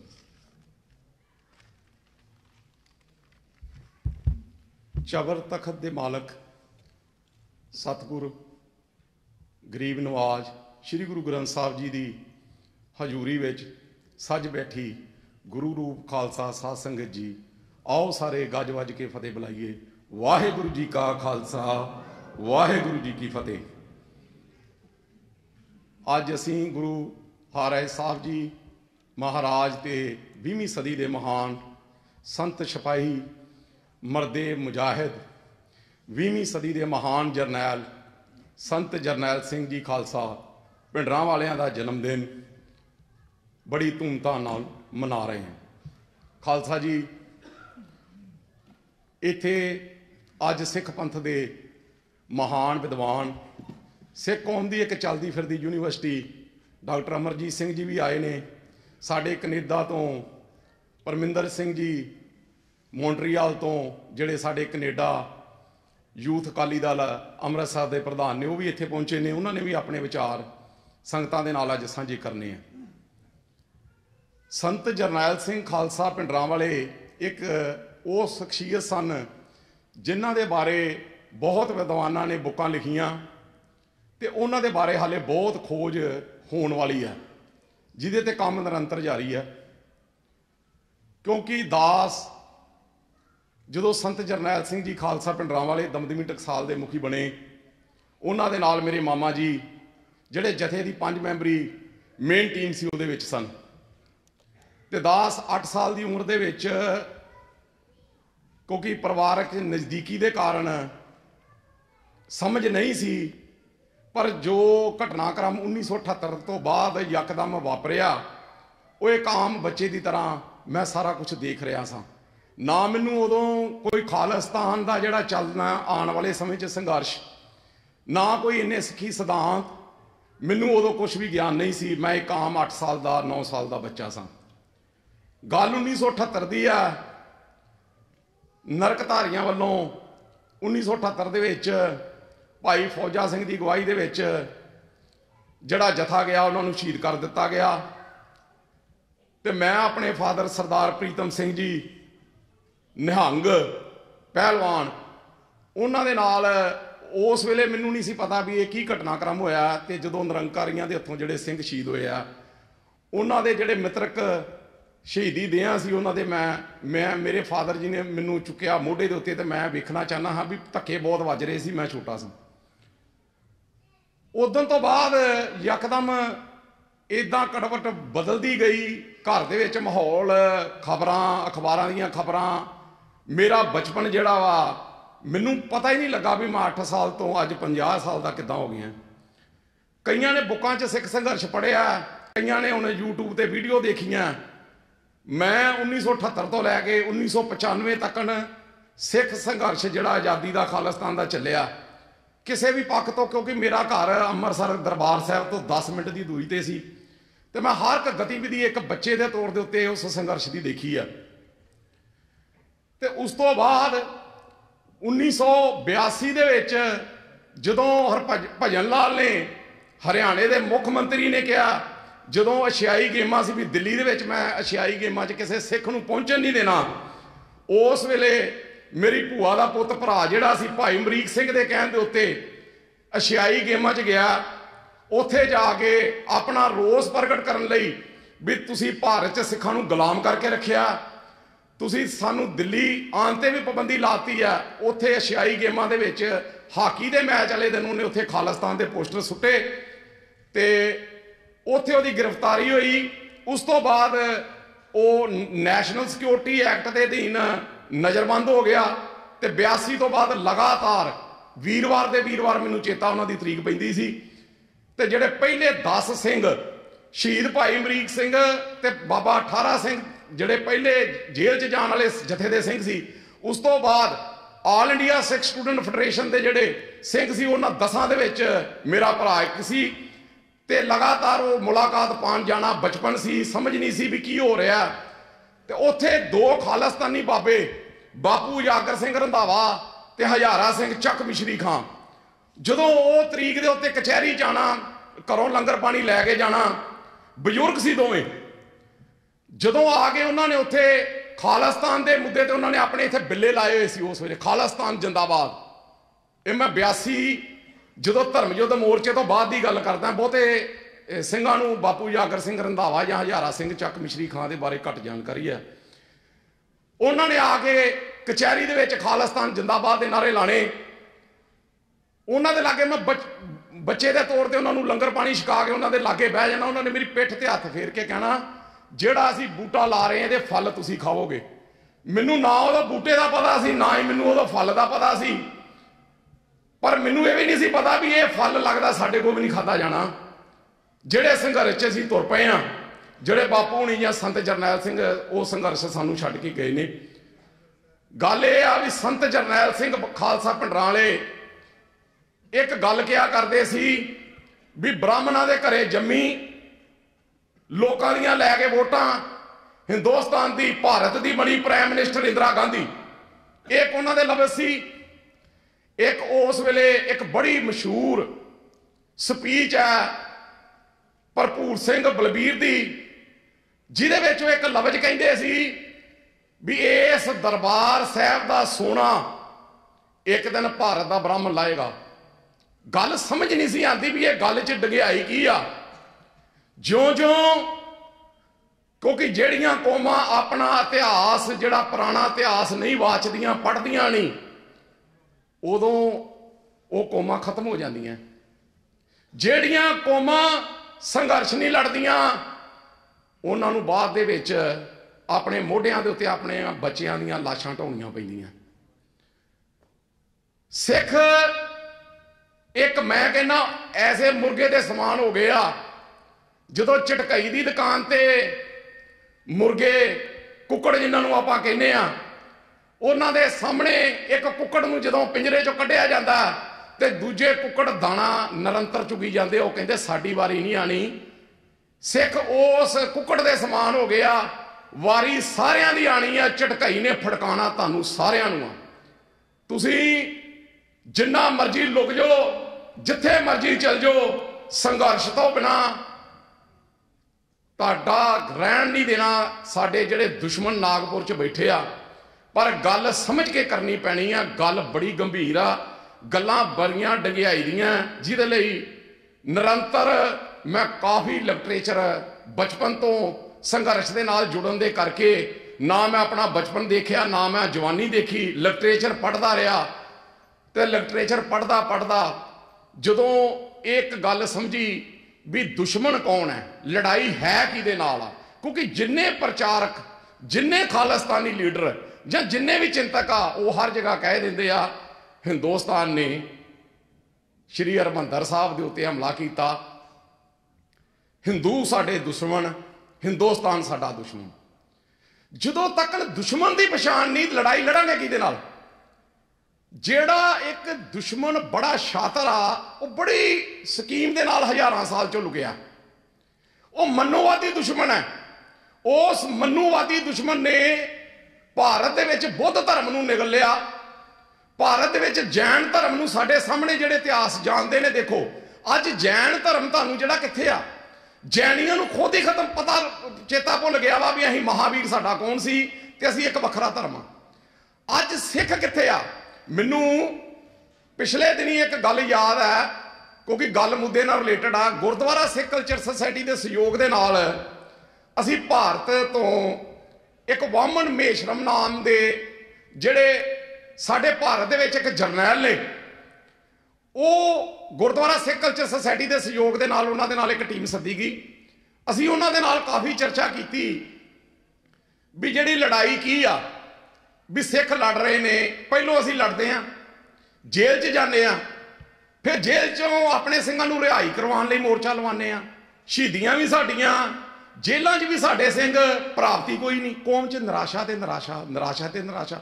ਕਈ ਮੈਂ ਇੱਦਾਂ ਦੇ ਸਿੰਘ ਜਾਣਦਾ ਜਿਨ੍ਹਾਂ ਦੀ ਬੇਅੰਤ ਕੁਰਬਾਨੀ ਉਹਨੂੰ ਕਾਂਗਰਸ ਦਾ ਝੰਡਾ ਚੁੱਕੀ ਫਿਰਦੇ ਆ। ਜਦੋਂ ਉਹਨਾਂ ਨੂੰ ਪੁੱਛੋ, ਉਹ ਕਹਿੰਦੇ ਜੀ ਜਦੋਂ ਸੰਘਰਸ਼ 'ਚ ਸਾਡੇ ਪਰਿਵਾਰਾਂ ਦੇ ਉੱਤੇ ਜ਼ੁਲਮ ਹੋਇਆ, ਕੌਮ ਸਾਡੇ ਨਾਲ ਖੜੀ ਨਹੀਂ। ਕਈ ਸ਼ਹੀਦ ਪਰਿਵਾਰ ਟੁੱਟ ਗਏ, ਬੱਚੇ ਸ਼ਹੀਦ ਕਰਵਾ ਕੇ ਫਿਰ ਉਹ ਜਿਹੜੀਆਂ ਹਕੂਮਤਾਂ ਉਹਨਾਂ ਦੇ ਨਾਲ ਜਿਨ੍ਹਾਂ ਨੇ ਜ਼ੁਲਮ ਕੀਤਾ, ਉਹਨਾਂ ਦੇ ਝੰਡੇ ਚੁੱਕ ਲਏ। ਮੇਰਾ ਇੱਕ ਬੜਾ ਨਜ਼ਦੀਕੀ ਬਲਵਿੰਦਰ ਸਿੰਘ ਢਿੱਲੋਂ, ਜਿਹੜਾ ਸਿੱਖ ਸੰਘਰਸ਼ ਦੇ ਦੌਰਾਨ ਮੇਰਾ ਸਾਥੀ ਰਿਹਾ, ਪਿਛਲੇ ਦਿਨੀ ਉਹ ਪੰਜਾਬ ਤੋਂ ਇੰਗਲੈਂਡ 'ਚ ਆਇਆ, ਉਹਦਾ ਫੋਨ ਆ ਗਿਆ। ਮੈਨੂੰ ਹੈਰਾਨਗੀ ਦੀ ਹੱਦ ਹੋ ਗਈ ਵੀ ਉਹਦੇ ਦੋਵੇਂ ਭਰਾ ਕਾਂਗਰਸ 'ਚ। ਜਦੋਂ ਮੈਂ ਉਹਨੂੰ ਕਿਹਾ, ਕਹਿੰਦਾ ਭਾਜੀ ਤੁਹਾਨੂੰ ਸਾਰਾ ਹੀ ਪਤਾ ਪਿੱਛੋਂ ਪਰਿਵਾਰ ਦੇ ਨਾਲ ਕੀ ਸਰਕਾਰ ਨੇ ਸਾਡੇ ਕਹਿ ਹਟਾਇਆ ਸੀ, ਕਿਹਦਾ ਜਵਾਬ ਦਈਏ? ਕਿਉਂਕਿ ਸਾਡੇ ਕੋਲ ਖੁਦ ਜਵਾਬ ਨਹੀਂ, ਸ਼ਹੀਦ ਪਰਿਵਾਰਾਂ ਦੀ ਮਦਦ ਨਹੀਂ ਕੀਤੀ ਗਈ। ਹੁਣ ਗੱਲ ਇਹ ਹੈ ਵੀ ਵਾਮਨ ਮਹੇਸ਼ਰਮ ਦੇ ਨਾਲ ਜਦੋਂ ਚਰਚਾ ਹੋਈ ਵੀ ਦੁਸ਼ਮਣ ਕੌਣ ਹੈ, ਤੇ ਅਸੀਂ ਕਿਹਾ ਵੀ ਅਸੀਂ ਸਿੱਖਾਂ ਇੱਕ ਵੱਖਰੀ ਕੌਮ ਆ। ਉਹ ਕਹਿੰਦਾ ਯਾਰ ਮੈਂ ਸਾਰੇ ਭਾਰਤ ਦੇ ਵਿੱਚ ਫਿਰਦਾ ਤੇ ਜਿਹੜੇ, ਕਿਉਂਕਿ ਸਾਡਾ ਜਿਹੜਾ ਜ਼ਿਆਦਾ ਮੇਲ ਜੋਲ ਆ ਸ਼ਹਿਰਾਂ ਦੇ ਵਿੱਚ ਹੁੰਦਾ ਵਾ ਭਾਰਤ 'ਚ, ਤੇ ਸਿੱਖਾਂ ਦੀਆਂ ਦੁਕਾਨਾਂ ਦੇ ਉੱਤੇ ਤੇ ਗਣੇਸ਼ ਦੀਆਂ, ਸ਼ਿਵ ਜੀ ਦੀਆਂ, ਲక్ష్ਮੀ ਦੀਆਂ ਫੋਟੋਆਂ ਲੱਗੀਆਂ। ਤੁਸੀਂ ਵੱਖਰੀ ਤਰ੍ਹਾਂ ਕੌਮ ਕਿੱਥੋਂ ਹੋ ਗਏ? ਕਿਉਂਕਿ ਤੁਸੀਂ ਸਾਰੇ ਕਾਰ ਵਿਆਹ ਉਹਨਾਂ ਦੇ ਨਾਲ ਕਰਦੇ ਜੇ, ਤੁਹਾਡੇ ਵਿਆਹ ਸ਼ਾਦੀਆਂ ਉਹਨਾਂ ਨਾਲ ਮਿਲਦੇ ਆ, ਤੁਸੀਂ ਸਾਰੇ ਦਿਨ ਤਿਉਹਾਰ ਵੀ ਉਹਨਾਂ ਦੇ ਮਨਾਉਂਦੇ ਜੇ। ਕਿਹੜਾ ਦਿਨ ਤਿਉਹਾਰ ਆ ਜਿਹੜਾ ਸਿੱਖ ਵੱਖਰਾ ਮਨਾਉਂਦੇ ਨੇ?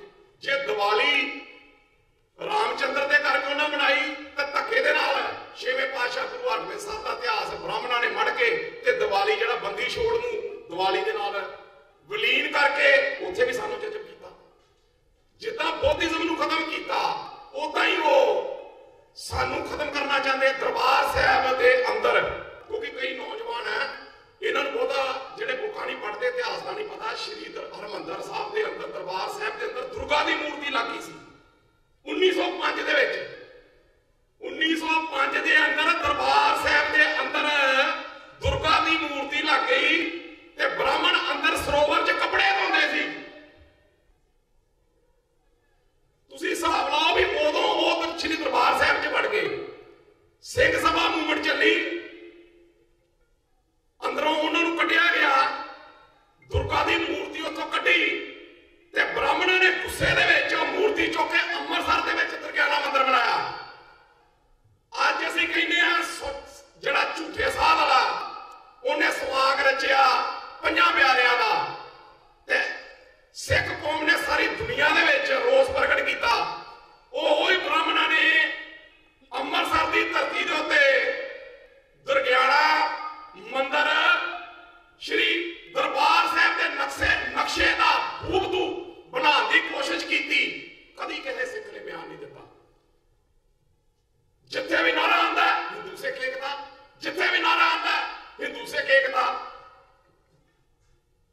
ਪ੍ਰੋਫੈਸਰ ਕਪੂਰ ਸਿੰਘ ਆਪਣੀ ਬੁੱਕ ਦੇ ਵਿੱਚ ਲਿਖਦੇ ਆ, ਉਹਨਾਂ ਦੀ YouTube ਤੇ ਇੱਕ ਸਪੀਚ ਵੀ ਆ, ਜੇ ਇਸ ਨਾਰੇ ਦਾ ਮਤਲਬ ਕੱਢੀਏ ਮਨੋਵਿਗਿਆਨਕ ਤੌਰ ਦੇ ਉੱਤੇ ਵੀ ਸਿੱਖ ਜਿੱਥੇ ਵੀ ਹੁੰਦਾ ਉਹ ਕਹਿੰਦਾ ਜੀ ਹਿੰਦੂ ਸਿੱਖ ਏਕਤਾ। ਹਿੰਦੂ ਸਿੱਖ ਏਕਤਾ ਦਾ ਮਤਲਬ ਕੀ ਆ, ਇਹਦਾ ਭਾਵ ਅਰਥ ਕੀ ਆ? ਉਹ ਕਹਿੰਦਾ ਜਿਹਦਾ ਭਾਵ ਅਰਥ ਕੱਢੀਏ ਤੇ ਸਿੱਖ ਡਰ ਚੁੱਕੇ ਆ ਵੀ ਸਾਨੂੰ ਕਿਤੇ ਹਿੰਦੂ ਕੁੱਟਣ ਨਾ। ਸਿੱਖ ਡਰ ਚੁੱਕੇ ਨਾਰਾ ਮਾਰਦੇ ਆ ਵੀ ਹਿੰਦੂ ਕੁੱਟਣ ਨਾ, ਕੁੱਟ ਦਾ ਡਰ ਕਰਕੇ ਹਿੰਦੂ ਸਿੱਖ ਏਕਤਾ, ਹਿੰਦੂ ਸਿੱਖ ਏਕਤਾ। ਉਹ ਕਦੀ ਉਹਨਾਂ ਨਾਰਾ ਮਾਰਿਆ? ਦੂਜੇ ਨੰਬਰ ਦੇ ਉੱਤੇ ਜਿਹੜਾ ਹਿੰਦੂ ਹਿੰਦੂ ਹਿੰਦੂ ਦਾ ਰਵਾ ਪਾਇਆ ਜਾ ਰਿਹਾ, ਬਹੁਤੇ ਵਿਦਵਾਨ ਆ ਕੇ ਸਟੇਜ ਤੋਂ ਕਈਆਂ ਨੇ ਦੋਸਤਾਂ ਉਹ ਭਾਰਤ ਇੰਡੀਆ ਦਾ ਨਾਮ, ਜਿੰਨੀ ਸਿੱਖ ਲੀਡਰਸ਼ਿਪ ਆ ਉਹ ਸਾਰੀ ਇੱਕੋ ਹੀ ਨਾਰਾ ਮਾਰੀ ਜਾਂਦੀ ਹੈ ਜੀ ਹਿੰਦੁਸਤਾਨ। ਜਾਗਰੂਕ ਵਿੱਚ ਚਲੋ ਅਣਜਾਣ ਸਿੱਖ ਜਿਹੜੇ ਆ ਜਿਨ੍ਹਾਂ ਨੇ ਵਿਦਵਾਨ ਨਹੀਂ, ਬੁੱਕਾਂ ਨਹੀਂ ਪੜ੍ਹਦੇ, ਉਹ ਤੇ ਚਲੋ ਭੁਲੇਖਾ ਖਾ ਜਾਣ। ਹੈਰਾਨਗੀ ਹੁੰਦੀ ਆ ਜਦੋਂ ਬੁੱਧੀਜੀਵੀ ਵਰਗ ਵੀ ਕਹੀ ਜਾਂਦਾ ਹਿੰਦੁਸਤਾਨ, ਧੱਕੇ ਨਾਲ ਹੀ ਉਹਨਾਂ ਨੂੰ ਹਿੰਦੁਸਤਾਨ ਦੇਣਾ ਚਾਹੁੰਦੇ ਜੇ ਭਾਰਤ ਨੂੰ। ਤੁਸੀਂ ਇਹ ਨਹੀਂ ਸਮਝਦੇ ਵੀ ਭਾਰਤ ਦੇ ਵਿੱਚ ਉਹਨਾਂ ਦੀ ਗਿਣਤੀ ਕਿੰਨੀ। ਇੱਕ ਵੱਡਾ ਭੁਲੇਖਾ ਤੇ ਵੱਡਾ ਫਰਾਬ ਮੈਂ ਦੱਸਣ ਲੱਗਾ ਜਿਹੜਾ ਉਹਨਾਂ ਨੇ ਫੈਲਾਇਆ, ਉਹ ਸਭ ਤੋਂ ਘੱਟ ਗਿਣਤੀ ਚ ਭਾਰਤ ਚ। ਜਿਹੜੀ ਗੱਲ ਨੂੰ ਸਮਝਣ ਵਾਲੀ ਆ ਵੀ ਉਹ ਬਹੁਤ ਘੱਟ ਗਿਣਤੀ ਦੇ ਵਿੱਚ ਆ, ਪਰ ਉਹ ਆਪਣੀ ਘੱਟ ਗਿਣਤੀ ਨੂੰ ਬਹੁ ਗਿਣਤੀ ਚ ਬਦਲਣਾ ਚਾਹੁੰਦੇ ਆ। ਉਹਨਾਂ ਇਹ ਜਿਹੜੇ ਬ੍ਰਾਹਮਣਵਾਦੀ ਮਨੂਵਾਦੀ ਲੋਕ ਆ, ਇਹਨਾਂ ਦੀ ਗਿਣਤੀ ਭਾਰਤ ਦੇ ਵਿੱਚ 3.5 ਆ, 3.5% ਲੋਕ ਨੇ। 2001 ਦੇ ਵਿੱਚ ਯੂਰੇਸ਼ੀਆ ਤੋਂ ਇਹ ਆਏ ਨੇ, ਅਮਰੀਕਾ ਚੋਂ ਇਹਨਾਂ ਦਾ DNA ਕਰਾਇਆ ਗਿਆ। ਹੁਣ ਇਹਨਾਂ ਨੇ ਕੀ ਕੀਤਾ, ਜਿਹੜੇ 3.5% ਲੋਕ ਨੇ, ਇਹਨਾਂ ਨੇ ਬ੍ਰਾਹਮਣਾਂ ਨੇ ਭਾਰਤ ਦੇ ਲੋਕਾਂ ਨੂੰ 4 ਵਰਨਾਂ 'ਚ ਵੰਡ ਕੇ ਤੇ 743 ਜਾਤਾਂ 'ਚ ਵੰਡਤਾ। ਜਿਹੜਾ ਵੰਡ ਪ੍ਰਣਾਲੀ ਦੇ ਕਰਕੇ ਜਿੱਦਾਂ ਕਹਿੰਦੇ ਅੰਗਰੇਜ਼ਾਂ ਨੇ ਪੱਟ ਤੇ ਰਾਜ ਕਰੋ ਦੀ ਨੀਤੀ, ਉਸੇ ਨੀਤੀ ਰਾਹੀਂ ਇਹਨਾਂ ਨੇ ਭਾਰਤ 'ਚ ਵੰਡ ਕੇ ਤੇ ਵੰਡ ਦਿੱਤਾ ਭਾਰਤ ਦੇ ਲੋਕਾਂ ਨੂੰ। ਵੱਖੋ ਵੱਖਰੇ ਤਰੀਕੇ ਤੇ ਤੋੜ ਕੇ ਤੇ ਭਾਰਤ ਦੇ ਰਾਜ ਕਰ ਰਹੇ ਆ। ਹੁਣ ਕੀ ਆ, ਸਿੱਖ ਹੈ, ਸਿੱਖਾਂ ਦੇ ਮੁਸਲਮਾਨ ਵੈਰੀ ਆ? ਨਹੀਂ। ਸਿੱਖਾਂ ਦੇ ਬੋਧੀ ਵੈਰੀ ਆ? ਨਹੀਂ। ਸਿੱਖਾਂ ਦੇ ਈਸਾਈ ਵੈਰੀ ਆ? ਨਹੀਂ। ਸਿੱਖਾਂ ਦੇ ਲਗਾਇਤ ਇੱਕ 8 ਕਰੋੜ ਦਾ ਧਰਮ ਹੈ ਭਾਰਤ ਦੇ ਵਿੱਚ। ਗੁਰਨੇਸ਼ਵਰ ਸਵਾਮੀ ਉਹਨਾਂ ਦੇ ਮੁਖੀ ਨੇ, ਪਿਛਲੇ ਦਿਨੀ ਸਾਡੇ ਨਾਲ ਬੇਨਤੀ ਤੋਂ ਤੇ ਦਰਬਾਰ ਸਾਹਿਬ ਸ੍ਰੀ ਦਰਬਾਰ ਸਾਹਿਬ ਮੱਥਾ ਟੇਕ ਕੇ ਗਏ ਨੇ ਉਹ ਗੁਰਨੇਸ਼ਵਰ ਸਵਾਮੀ। ਮੌਲਾਨਾ ਸਜਾਦ ਅਨਮਾਨੀ ਸਾਹਿਬ ਸਾਡੇ ਬਹੁਤ ਅਜੀਜ਼ ਨੇ ਭਾਰਤ ਦੇ ਵਿੱਚ। ਨਾਗੇ ਬਿਰਸਾ ਮੁੰਡਾ ਦੇ ਵਾਰਸ, ਪੈਰੀਅਰ ਸਵਾਮੀ ਦੇ ਵਾਰਸ ਤਾਮਿਲਨਾਡੂ ਆਂਧਰਾ ਪ੍ਰਦੇਸ਼ ਦੇ ਵਿੱਚ। ਉਹ ਕਹਿੰਦੇ ਸਾਡੀ ਤੁਹਾਡੇ ਨਾਲ ਕੋਈ ਦੁਸ਼ਮਣੀ ਨਹੀਂ। ਪਿਛਲੇ 6 ਸਾਲ ਤੋਂ ਸ਼੍ਰੋਮਣੀ ਅਕਾਲੀ ਦਲ ਅੰਮ੍ਰਿਤਸਰ ਨੇ ਸਾਰੇ ਭਾਰਤ ਦੇ ਵਿੱਚ ਕੰਮ ਕਰਨਾ ਸ਼ੁਰੂ ਕੀਤਾ ਵੀ ਦੁਸ਼ਮਣ ਦੀ ਪਛਾਣ ਕਰੀਏ। ਦੁਸ਼ਮਣ ਕੌਣ ਹੈ, ਦੋਸਤ ਕੌਣ ਹੈ, ਲੜਾਂਗੇ ਤਾਂ ਦੇਣਾ। ਸਾਡੇ ਜੇ ਕੋਈ ਸਿੱਖਾਂ 'ਚ ਜਜ਼ਬਾ ਪੈ ਚੁੱਕਾ ਹੈ ਵੀ ਹਿੰਦੂ ਜ਼ਿਆਦਾ ਹੈ, ਅਸੀਂ ਘੱਟ ਗਿਣਤੀ ਜਾਂ 2% ਜਾਂ 98% ਦਾ ਕੁੱਟ ਪੈਣੀ ਹੈ, ਬਹੁਤੇ ਬੰਦੇ ਲੜਨਾ ਹੀ ਨਹੀਂ ਚਾਹੁੰਦੇ। ਡਰ ਹੀ ਇੰਨਾ ਚੁੱਕੇ ਨੇ, ਖੌਫ ਪੈ ਚੁੱਕਾ। ਪਰ ਜਿਹੜਾ ਸ਼੍ਰੋਮਣੀ ਅਕਾਲੀ ਦਲ ਅੰਮ੍ਰਿਤਸਰ ਨੇ ਪਿਛਲੇ 6 ਸਾਲ ਤੋਂ ਜਦੋਂ ਸਰਚ ਕੀਤੀ, ਜਿਹੜਾ ਸਾਨੂੰ ਕੁੱਟਣ ਵਾਲਾ ਉਹ ਖੁਦ 3% ਹੈ।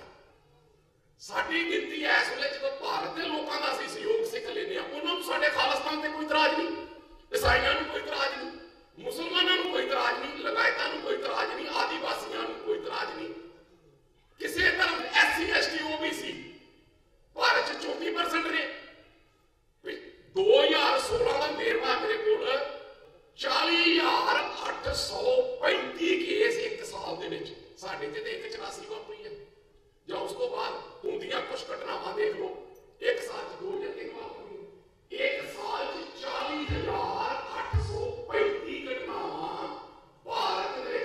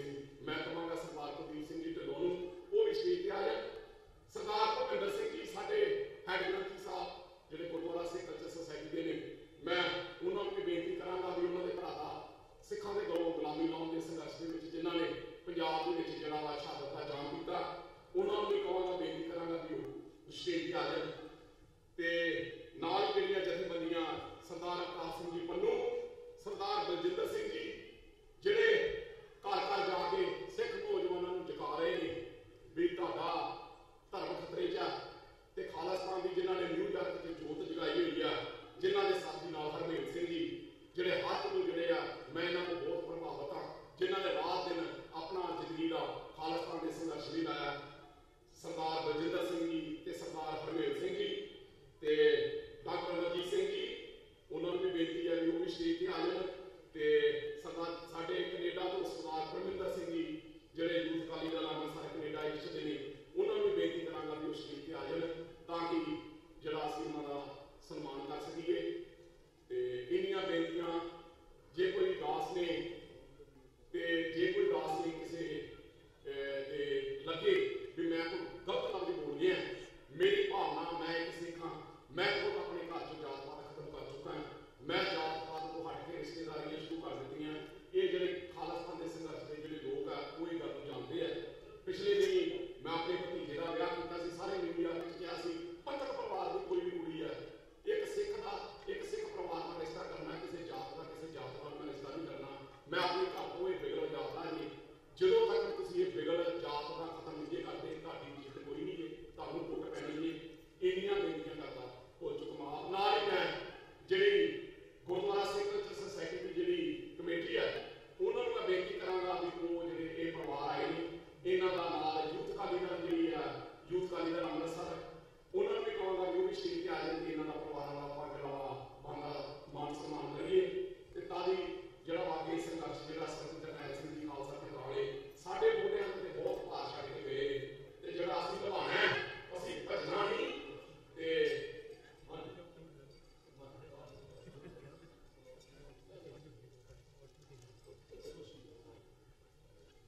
ਮੈਂ ਸਮੁੱਚੀ ਪ੍ਰਬੰਧਕ ਕਮੇਟੀ ਦੇ ਹੋਰ ਪ੍ਰਬੰਧਕ ਤੇ ਵੀਰ ਸਾਰਿਆਂ ਨੂੰ ਬੇਨਤੀ ਕਰਦਾ ਵੀ ਆਓ ਆਪਾਂ ਉਹਨਾਂ ਸ਼ਹੀਦ ਪਰਿਵਾਰਾਂ ਨੂੰ ਸਨਮਾਨਿਤ ਕਰੀਏ। ਸਾਰੇ ਆ ਜਾਓ ਜੀ, ਜਿਨ੍ਹਾਂ ਦੇ ਵਿੱਚ ਗੁਰਨਾਮ ਸਿੰਘ ਜੀ, ਭਾਈ ਫਤਿਹਵਰ ਸਿੰਘ ਜੀ ਨੂੰ ਸਨਮਾਨਿਤ ਕੀਤਾ ਜਾ ਰਿਹਾ ਹੈ।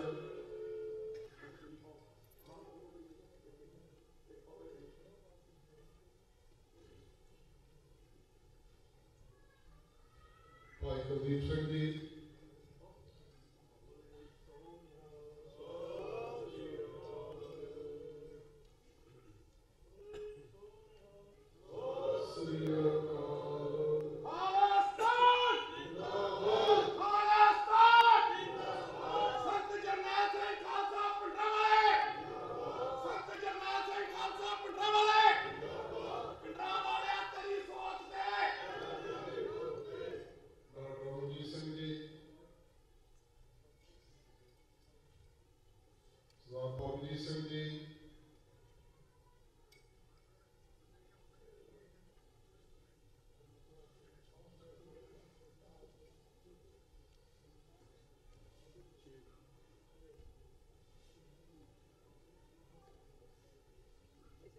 ਸਰਦਾਰ ਹਰਮੇਲ ਸਿੰਘ ਜੀ, ਸਰਦਾਰ ਸਰਜੀਤ ਸਿੰਘ ਜੀ,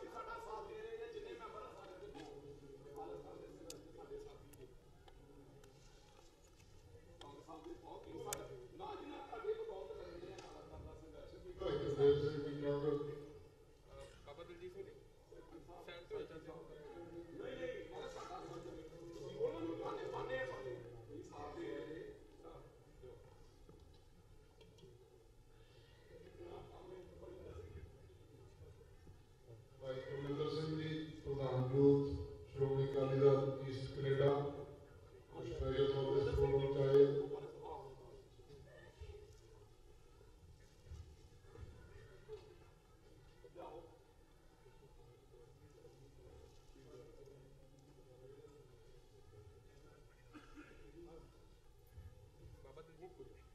ਬੋਲੇ ਸੋ ਨਿਹਾਲ, ਬੋਲੇ ਸੋ ਨਿਹਾਲ, ਬੋਲੇ ਸੋ ਨਿਹਾਲ, ਬੋਲੇ ਸੋ ਨਿਹਾਲ। ਸੋ ਬਹੁਤ ਬਹੁਤ ਧੰਨਵਾਦ ਜੀ ਸ਼੍ਰੋਮਣੀ ਅਕਾਲੀ ਦਲ ਅੰਮ੍ਰਿਤਸਰ ਦਾ, ਜਿਨ੍ਹਾਂ ਨੇ ਸ਼ਹੀਦ ਪਰਿਵਾਰਾਂ ਨੂੰ ਸਨਮਾਨਿਤ ਕੀਤਾ ਤੇ ਅੱਜ ਦਾ ਸੰਤ ਜਰਨੈਲ ਸਿੰਘ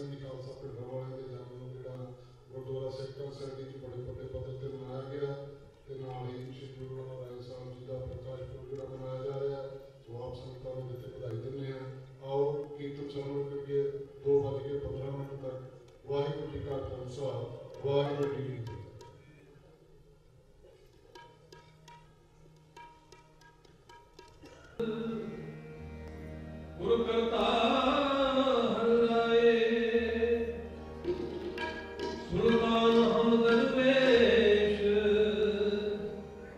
ਗੁਰ ਕਰਤਾ ਹਰਿ ਰਾਏ ਐਸੇ ਗੁਰ ਕੋ ਬਲ ਬਲ ਜਾਈਏ ਆਪ ਤੁਮਹਿ ਤਾਰੈ ਨਾਰਾਇਣ ਨਰਪਤ ਨਮਸਕਾਰੈ ਐਸੇ ਗੁਰ ਕੋ ਬਲ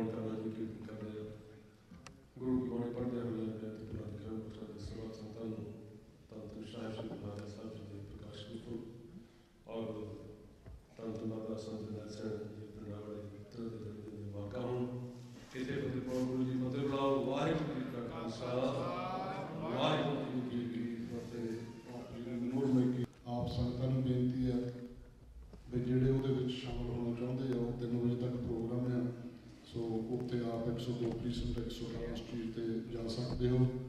ਆਪਣਾ ਫਰਜ਼ ਵੀ ਬਣਦਾ ਹੈ ਵੀ ਉਸ ਬਹਾਦਰ ਨੇ ਕਿਵੇਂ ਮੌਕੇ ਦੇ ਉੱਤੇ ਪਹੁੰਚ ਕੇ ਜਿਹੜਾ ਉਹ ਇੱਕ ਰੋਬਰੀ ਹੋ ਰਹੀ ਸੀ ਉਹਨੂੰ ਰੋਕਣ ਦੀ ਕੋਸ਼ਿਸ਼ ਕੀਤੀ ਤੇ ਉਹਦੇ ਵਿੱਚ ਮਾਰਿਆ ਗਿਆ। ਸੋ ਅਸੀਂ ਗੁਰਦੁਆਰਾ ਸਿੱਖ ਸੁਸਾਇਟੀ ਦੀ ਸਮੁੱਚੀ ਪ੍ਰਬੰਧਕ ਕਮੇਟੀ ਵੱਲੋਂ ਇੱਥੇ ਦੀਆਂ ਸੰਗਤਾਂ ਵੱਲੋਂ ਉਸ ਨੂੰ ਸ਼ਰਧਾਂਜਲੀ ਵੀ ਦਿੰਦੇ ਹਾਂ ਤੇ ਆਸ ਪ੍ਰਮਾਤਮਾ ਅੱਗੇ ਅਰਦਾਸ ਕਰਦੇ ਹਾਂ ਵੀ ਉਸ ਜਵਾਨ ਨੂੰ ਆਪਣੇ ਚਰਨਾਂ ਵਿੱਚ ਨਿਵਾਸ ਬਖਸ਼ੇ ਜੀ। ਦੂਸਰਾ ਸਿੱਖ ਡੇ ਪਰੇਡ ਦੀ ਮੀਟਿੰਗ ਜਿਹੜੀ ਆ ਉਹ ਦੀਵਾਨ ਦੀ ਸਮਾਪਤੀ ਉਪਰੰਤ ਸੈਕੰਡ ਫਲੋਰ ਤੇ ਹੋਵੇਗੀ। ਉਹਦੇ ਵਿੱਚ ਸਮੂਹ ਨੂੰ ਸੱਦਾ ਹੈ ਜੀ ਬਈ ਜਿਹੜੀ ਪਰੇਡ ਹੈ 27 ਅਪ੍ਰੈਲ ਨੂੰ 32ਵੀਂ ਸਿੱਖ ਡੇ ਪਰੇਡ ਹੋ ਰਹੀ ਹੈ, ਉਹਦੇ ਲਈ ਤੁਹਾਡੇ ਯੋਗ ਸੁਝਾਵਾਂ ਦੀ ਸਾਨੂੰ ਜ਼ਰੂਰਤ ਆ ਵੀ ਆਪਾਂ ਇਸ ਪਰੇਡ ਨੂੰ ਹੋਰ ਕਿਵੇਂ ਸ਼ਾਨੋ ਸ਼ੌਕਤ ਨਾਲ ਕੱਢ ਸਕਦੇ ਹਾਂ। ਸੋ ਆਪਣੇ ਉਹਦੇ ਵਿੱਚ ਵੀ ਸ਼ਮੂਲੀਅਤ ਕਰਨੀ। ਅੱਜ ਸੰਤ ਜਰਨੈਲ ਸਿੰਘ ਜੀ ਖਾਲਸਾ ਪਿੰਡਰਾਂ ਵਾਲਿਆਂ ਦਾ ਜਿਹੜਾ ਜਨਮ ਦਿਹਾੜਾ ਸ਼੍ਰੋਮਣੀ ਅਕਾਲੀ ਦਲ ਅੰਮ੍ਰਿਤਸਰ ਵੱਲੋਂ ਮਨਾਇਆ ਜਾ ਰਿਹਾ, ਉਹਦੇ ਵਿੱਚ ਵਿਸ਼ੇਸ਼ ਤੌਰ ਤੇ ਪਰਮਿੰਦਰ ਸਿੰਘ ਜੀ ਪਾਗਲੇ ਯੂਥ ਪ੍ਰਧਾਨ ਈਸਟ ਕੈਨੇਡਾ ਜੋ ਪਹੁੰਚੇ ਆ, ਉੱਥੇ ਗੁਰਦੁਆਰਾ ਸਿੱਖ ਸੁਸਾਇਟੀ ਵੱਲੋਂ ਉਹਨਾਂ ਨੂੰ ਜਿੱਥੇ ਜੀ ਆਇਆਂ ਕਹਿੰਦੇ ਆ, ਉੱਥੇ ਨਾਲ ਹੀ ਬੇਨਤੀ ਕਰਦੇ ਆ ਵੀ ਉਹ ਆਪ ਸੰਗਤਾਂ ਨਾਲ ਆਪਣੇ ਵਿਚਾਰ ਸਾਂਝੇ ਕਰਨੇ ਚਾਹੁੰਦੇ ਆ। ਬੇਨਤੀ ਹੈ ਪਰਮਿੰਦਰ ਸਿੰਘ ਜੀ ਪਾਗਲੇ ਯੂਥ ਪ੍ਰਧਾਨ ਈਸਟ ਕੈਨੇਡਾ।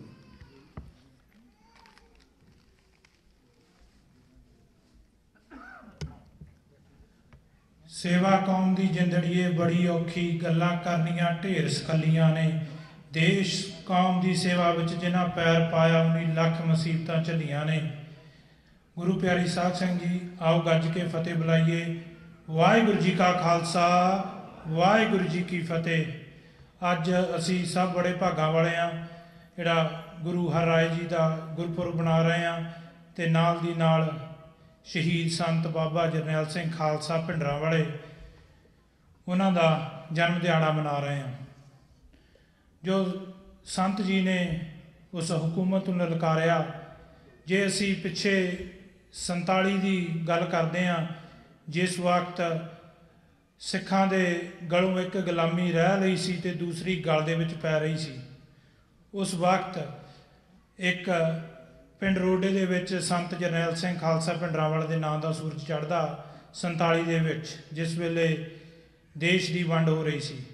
ਔਰ ਤੁਸੀਂ ਦੇਖੋ ਇਸ ਗੱਲ ਨੂੰ, ਇੱਕ ਵਕਤ ਦੇਸ਼ ਦੀ ਵੰਡ ਹੋ ਰਹੀ ਆ, ਦੂਸਰੇ ਪਾਸੇ ਉਸ ਅਕਾਲ ਪੁਰਖ ਦੀ ਬਖਸ਼ਿਸ਼ ਦੇ ਨਾਲ ਸੰਤਾਂ ਦਾ ਜਨਮ ਹੁੰਦਾ ਆ ਜਿਸ ਨੇ ਹਿੰਦੁਸਤਾਨ ਦੀ ਹਕੂਮਤ ਦੇ ਨਾਲ ਮੱਥਾ ਲਾਉਣਾ ਹੈ।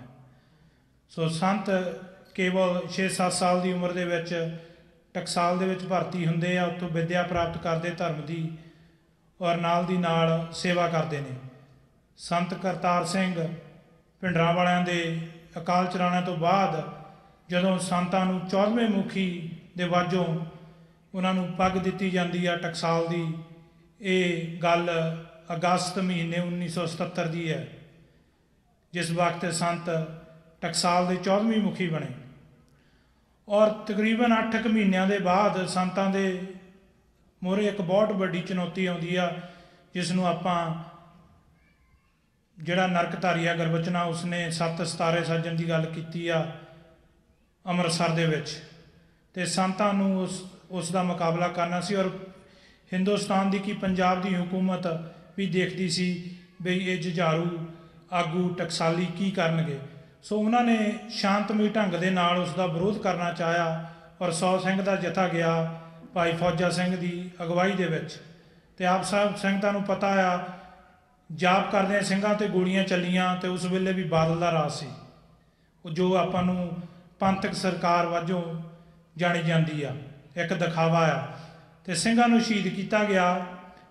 13 ਸਿੰਘ ਉੱਥੇ ਸ਼ਹੀਦ ਹੋ ਗਏ, ਅਨੇਕਾਂ ਸਿੰਘ ਜ਼ਖਮੀ ਹੋਏ ਆ, ਤੇ ਪਾਪੀ ਗੁਰਬਚਨੇ ਨੂੰ ਬਾਦਲ ਨੇ ਆਪਣੇ ਹੀ ਹੈਲੀਕਾਪਟਰ 'ਚ ਬਿਠਾ ਕੇ ਅੰਮ੍ਰਿਤਸਰ ਦੇ ਵਿੱਚੋਂ ਬਾਹਰ ਕੱਢਿਆ, ਤੇ ਉਸ ਦਾ ਕੇਸ ਚੱਲਦਾ ਆ ਜਾ ਕੇ ਹਰਿਆਣੇ ਦੇ ਵਿੱਚ। ਸੋ ਇੱਥੇ ਗੱਲ ਇੱਕ ਨੋਟ ਕਰਨੇ ਵਾਲੀ ਆ ਵੀ ਸੰਤਾਂ ਦੇ ਕੋਲ ਬੜੇ ਜੁਝਾਰੂ ਸਿੰਘਾਂ ਦਾ ਜਥਾ ਵੀ ਹੁੰਦਾ ਸੀ, ਜੋ ਸੰਤਾਂ ਦੇ ਇੱਕ ਬਚਨਾਂ 'ਤੇ ਫੁੱਲ ਚੜਾਉਂਦੇ ਸੀਗੇ। ਜੇ ਕਿਸੇ ਵੀ ਪਾਪੀ ਨੂੰ ਗੱਡੀ ਚਾੜਨਾ ਆ, ਖਾਲਸਾ ਰਵਾਇਤਾਂ ਦੇ ਅਨੁਸਾਰ ਉਹ ਚਾੜਦੇ ਸਨ, ਪਰ ਸੰਤਾਂ ਨੇ ਕੌਮ ਨੂੰ ਇੱਕ ਸੁਨੇਹਾ ਦੇਣਾ ਸੀ ਬਈ ਹਿੰਦੁਸਤਾਨ ਦੀ ਹਕੂਮਤ ਕੀ ਕਰਦੀ ਆ। ਪੂਰਾ 1.5-2 ਸਾਲ ਕੇਸ ਚੱਲਿਆ, ਤੇ ਹਰਿਆਣੇ ਦੀ ਅਦਾਲਤ ਗੁਰਬਚਨੇ ਨੂੰ ਬਰੀ ਕਰ ਦਿੰਦੀ ਆ। ਉੱਥੇ ਅਕਾਲੀ ਲੀਡਰ ਜੋ ਉਮਰਾ ਨੰਗਲ ਸੀ, ਉਸਨੇ ਗਵਾਹੀ ਵੀ ਦਿੱਤੀ ਆ ਉਹਦੇ ਪੱਖ ਦੇ ਵਿੱਚ ਵੀ ਸਿੰਘ ਉੱਥੇ ਕੀ ਕਰਨ ਗਏ ਸੀ। ਸੋ ਤੁਸੀਂ ਇਹ ਗੱਲ ਮੰਨੋ ਵੀ ਸੰਤਾਂ ਨੇ ਕੌਮ ਨੂੰ ਇੱਕ ਵਾਰੀ ਦੱਸਿਆ ਵੀ ਆਹ ਤੁਸੀਂ ਦੇਖ ਲਓ, ਤੁਹਾਡੇ 13 ਸਿੰਘ ਸ਼ਹੀਦ ਕਰ ਦਿੱਤੇ, ਅਨੇਕਾਂ ਜ਼ਖਮੀ ਕਰ ਦਿੱਤੇ, ਤੇ ਔਰ ਕਾਤਲ ਬਰੀ ਹੋ ਗਿਆ, ਬਈ ਤੁਸੀਂ ਗੁਲਾਮ ਹੋ। ਗੁਲਾਮਾਂ ਨਾਲ ਇਸੇ ਕੁਛ ਹੋਇਆ ਜਾਂਦਾ। ਔਰ ਉਹਨਾਂ ਦੀ ਸਹਿਣਸ਼ੀਲਤਾ ਦੇਖੋ ਸੰਤਾਂ ਦੀ ਕਿੰਨੀ ਆ। 1.5-2 ਸਾਲ ਇੰਤਜ਼ਾਰ ਕੀਤਾ, ਉਸ ਤੋਂ ਬਾਅਦ 37 ਦਿਨਾਂ ਦੇ ਵਿੱਚ ਪਾਪੀ ਗੁਰਬਚਨੇ ਨੂੰ ਗੱਡੀ ਚਾੜਿਆ ਸਿੰਘਾਂ ਨੇ, ਤੇ ਉਹਦੇ ਕਰਮਾਂ ਦੀ ਸਜ਼ਾ ਦਿੱਤੀ। ਇਹ ਇੱਕ ਮੈਸੇਜ ਸੀ ਕੌਮ ਨੂੰ, ਔਰ ਕੌਮ ਮੰਨਦੀ ਆ ਬਈ ਅਸੀਂ ਗੁਲਾਮ ਆ, ਤੇ ਇਹ ਗੁਲਾਮਾਂ ਨਾਲ ਇਸ ਤਰ੍ਹਾਂ ਹੁੰਦਾ।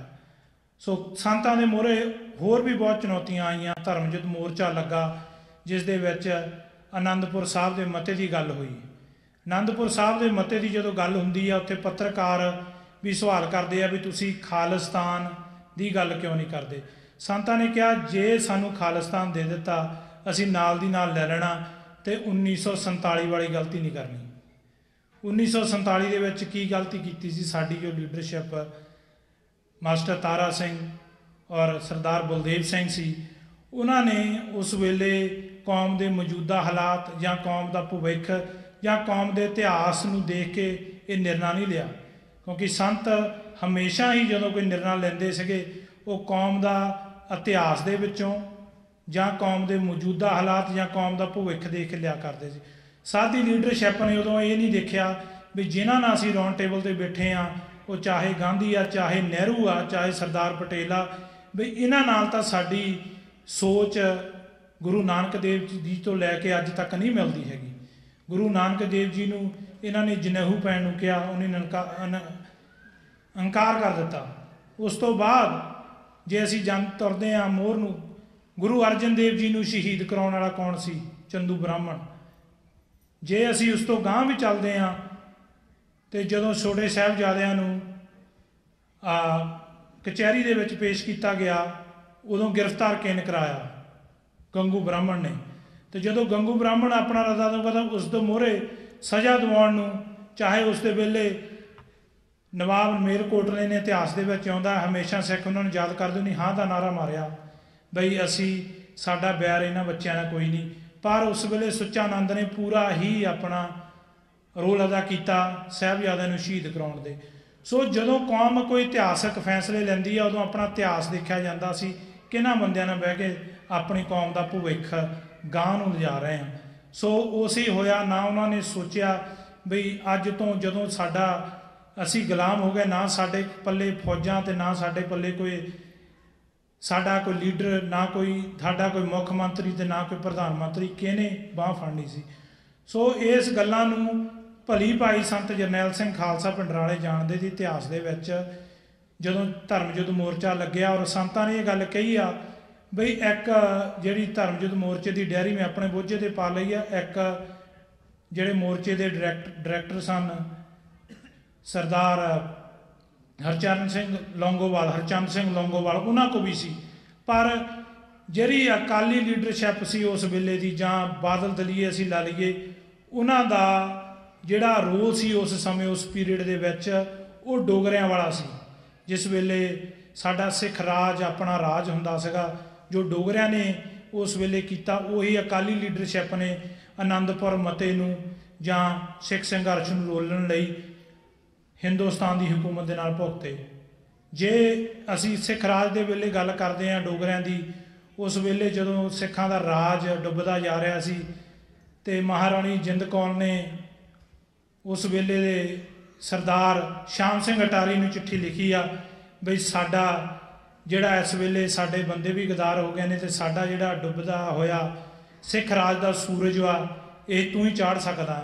ਔਰ ਚਿੱਠੀ ਦੇ ਵਿੱਚ ਸ਼ਾਮ ਸਿੰਘ ਅਟਾਰੀ ਨੇ ਇੱਕ ਚਿੱਠੀ ਦਾ ਵੱਡੀ ਵਾਰ ਇੱਕ ਛੋਟੀ ਜਿਹੀ ਗੱਲ ਵਿੱਚ ਲਿਖੀ ਆ ਵੀ ਹੋ ਸਕਦਾ ਮੈਂ ਸਿੱਖ ਰਾਜ ਦੇ ਡੁੱਬਦੇ ਹੋਏ ਸੂਰਜ ਨੂੰ ਦੁਬਾਰਾ ਨਾ ਚਾੜ ਸਕਾਂ, ਪਰ ਦੁਸ਼ਮਣ ਨੂੰ ਮੈਂ ਐਸੇ ਲੋਹੇ 'ਚ ਪਾਊਂਗਾ ਜਿਹੜਾ ਯਾਦ ਕਰੂਗਾ।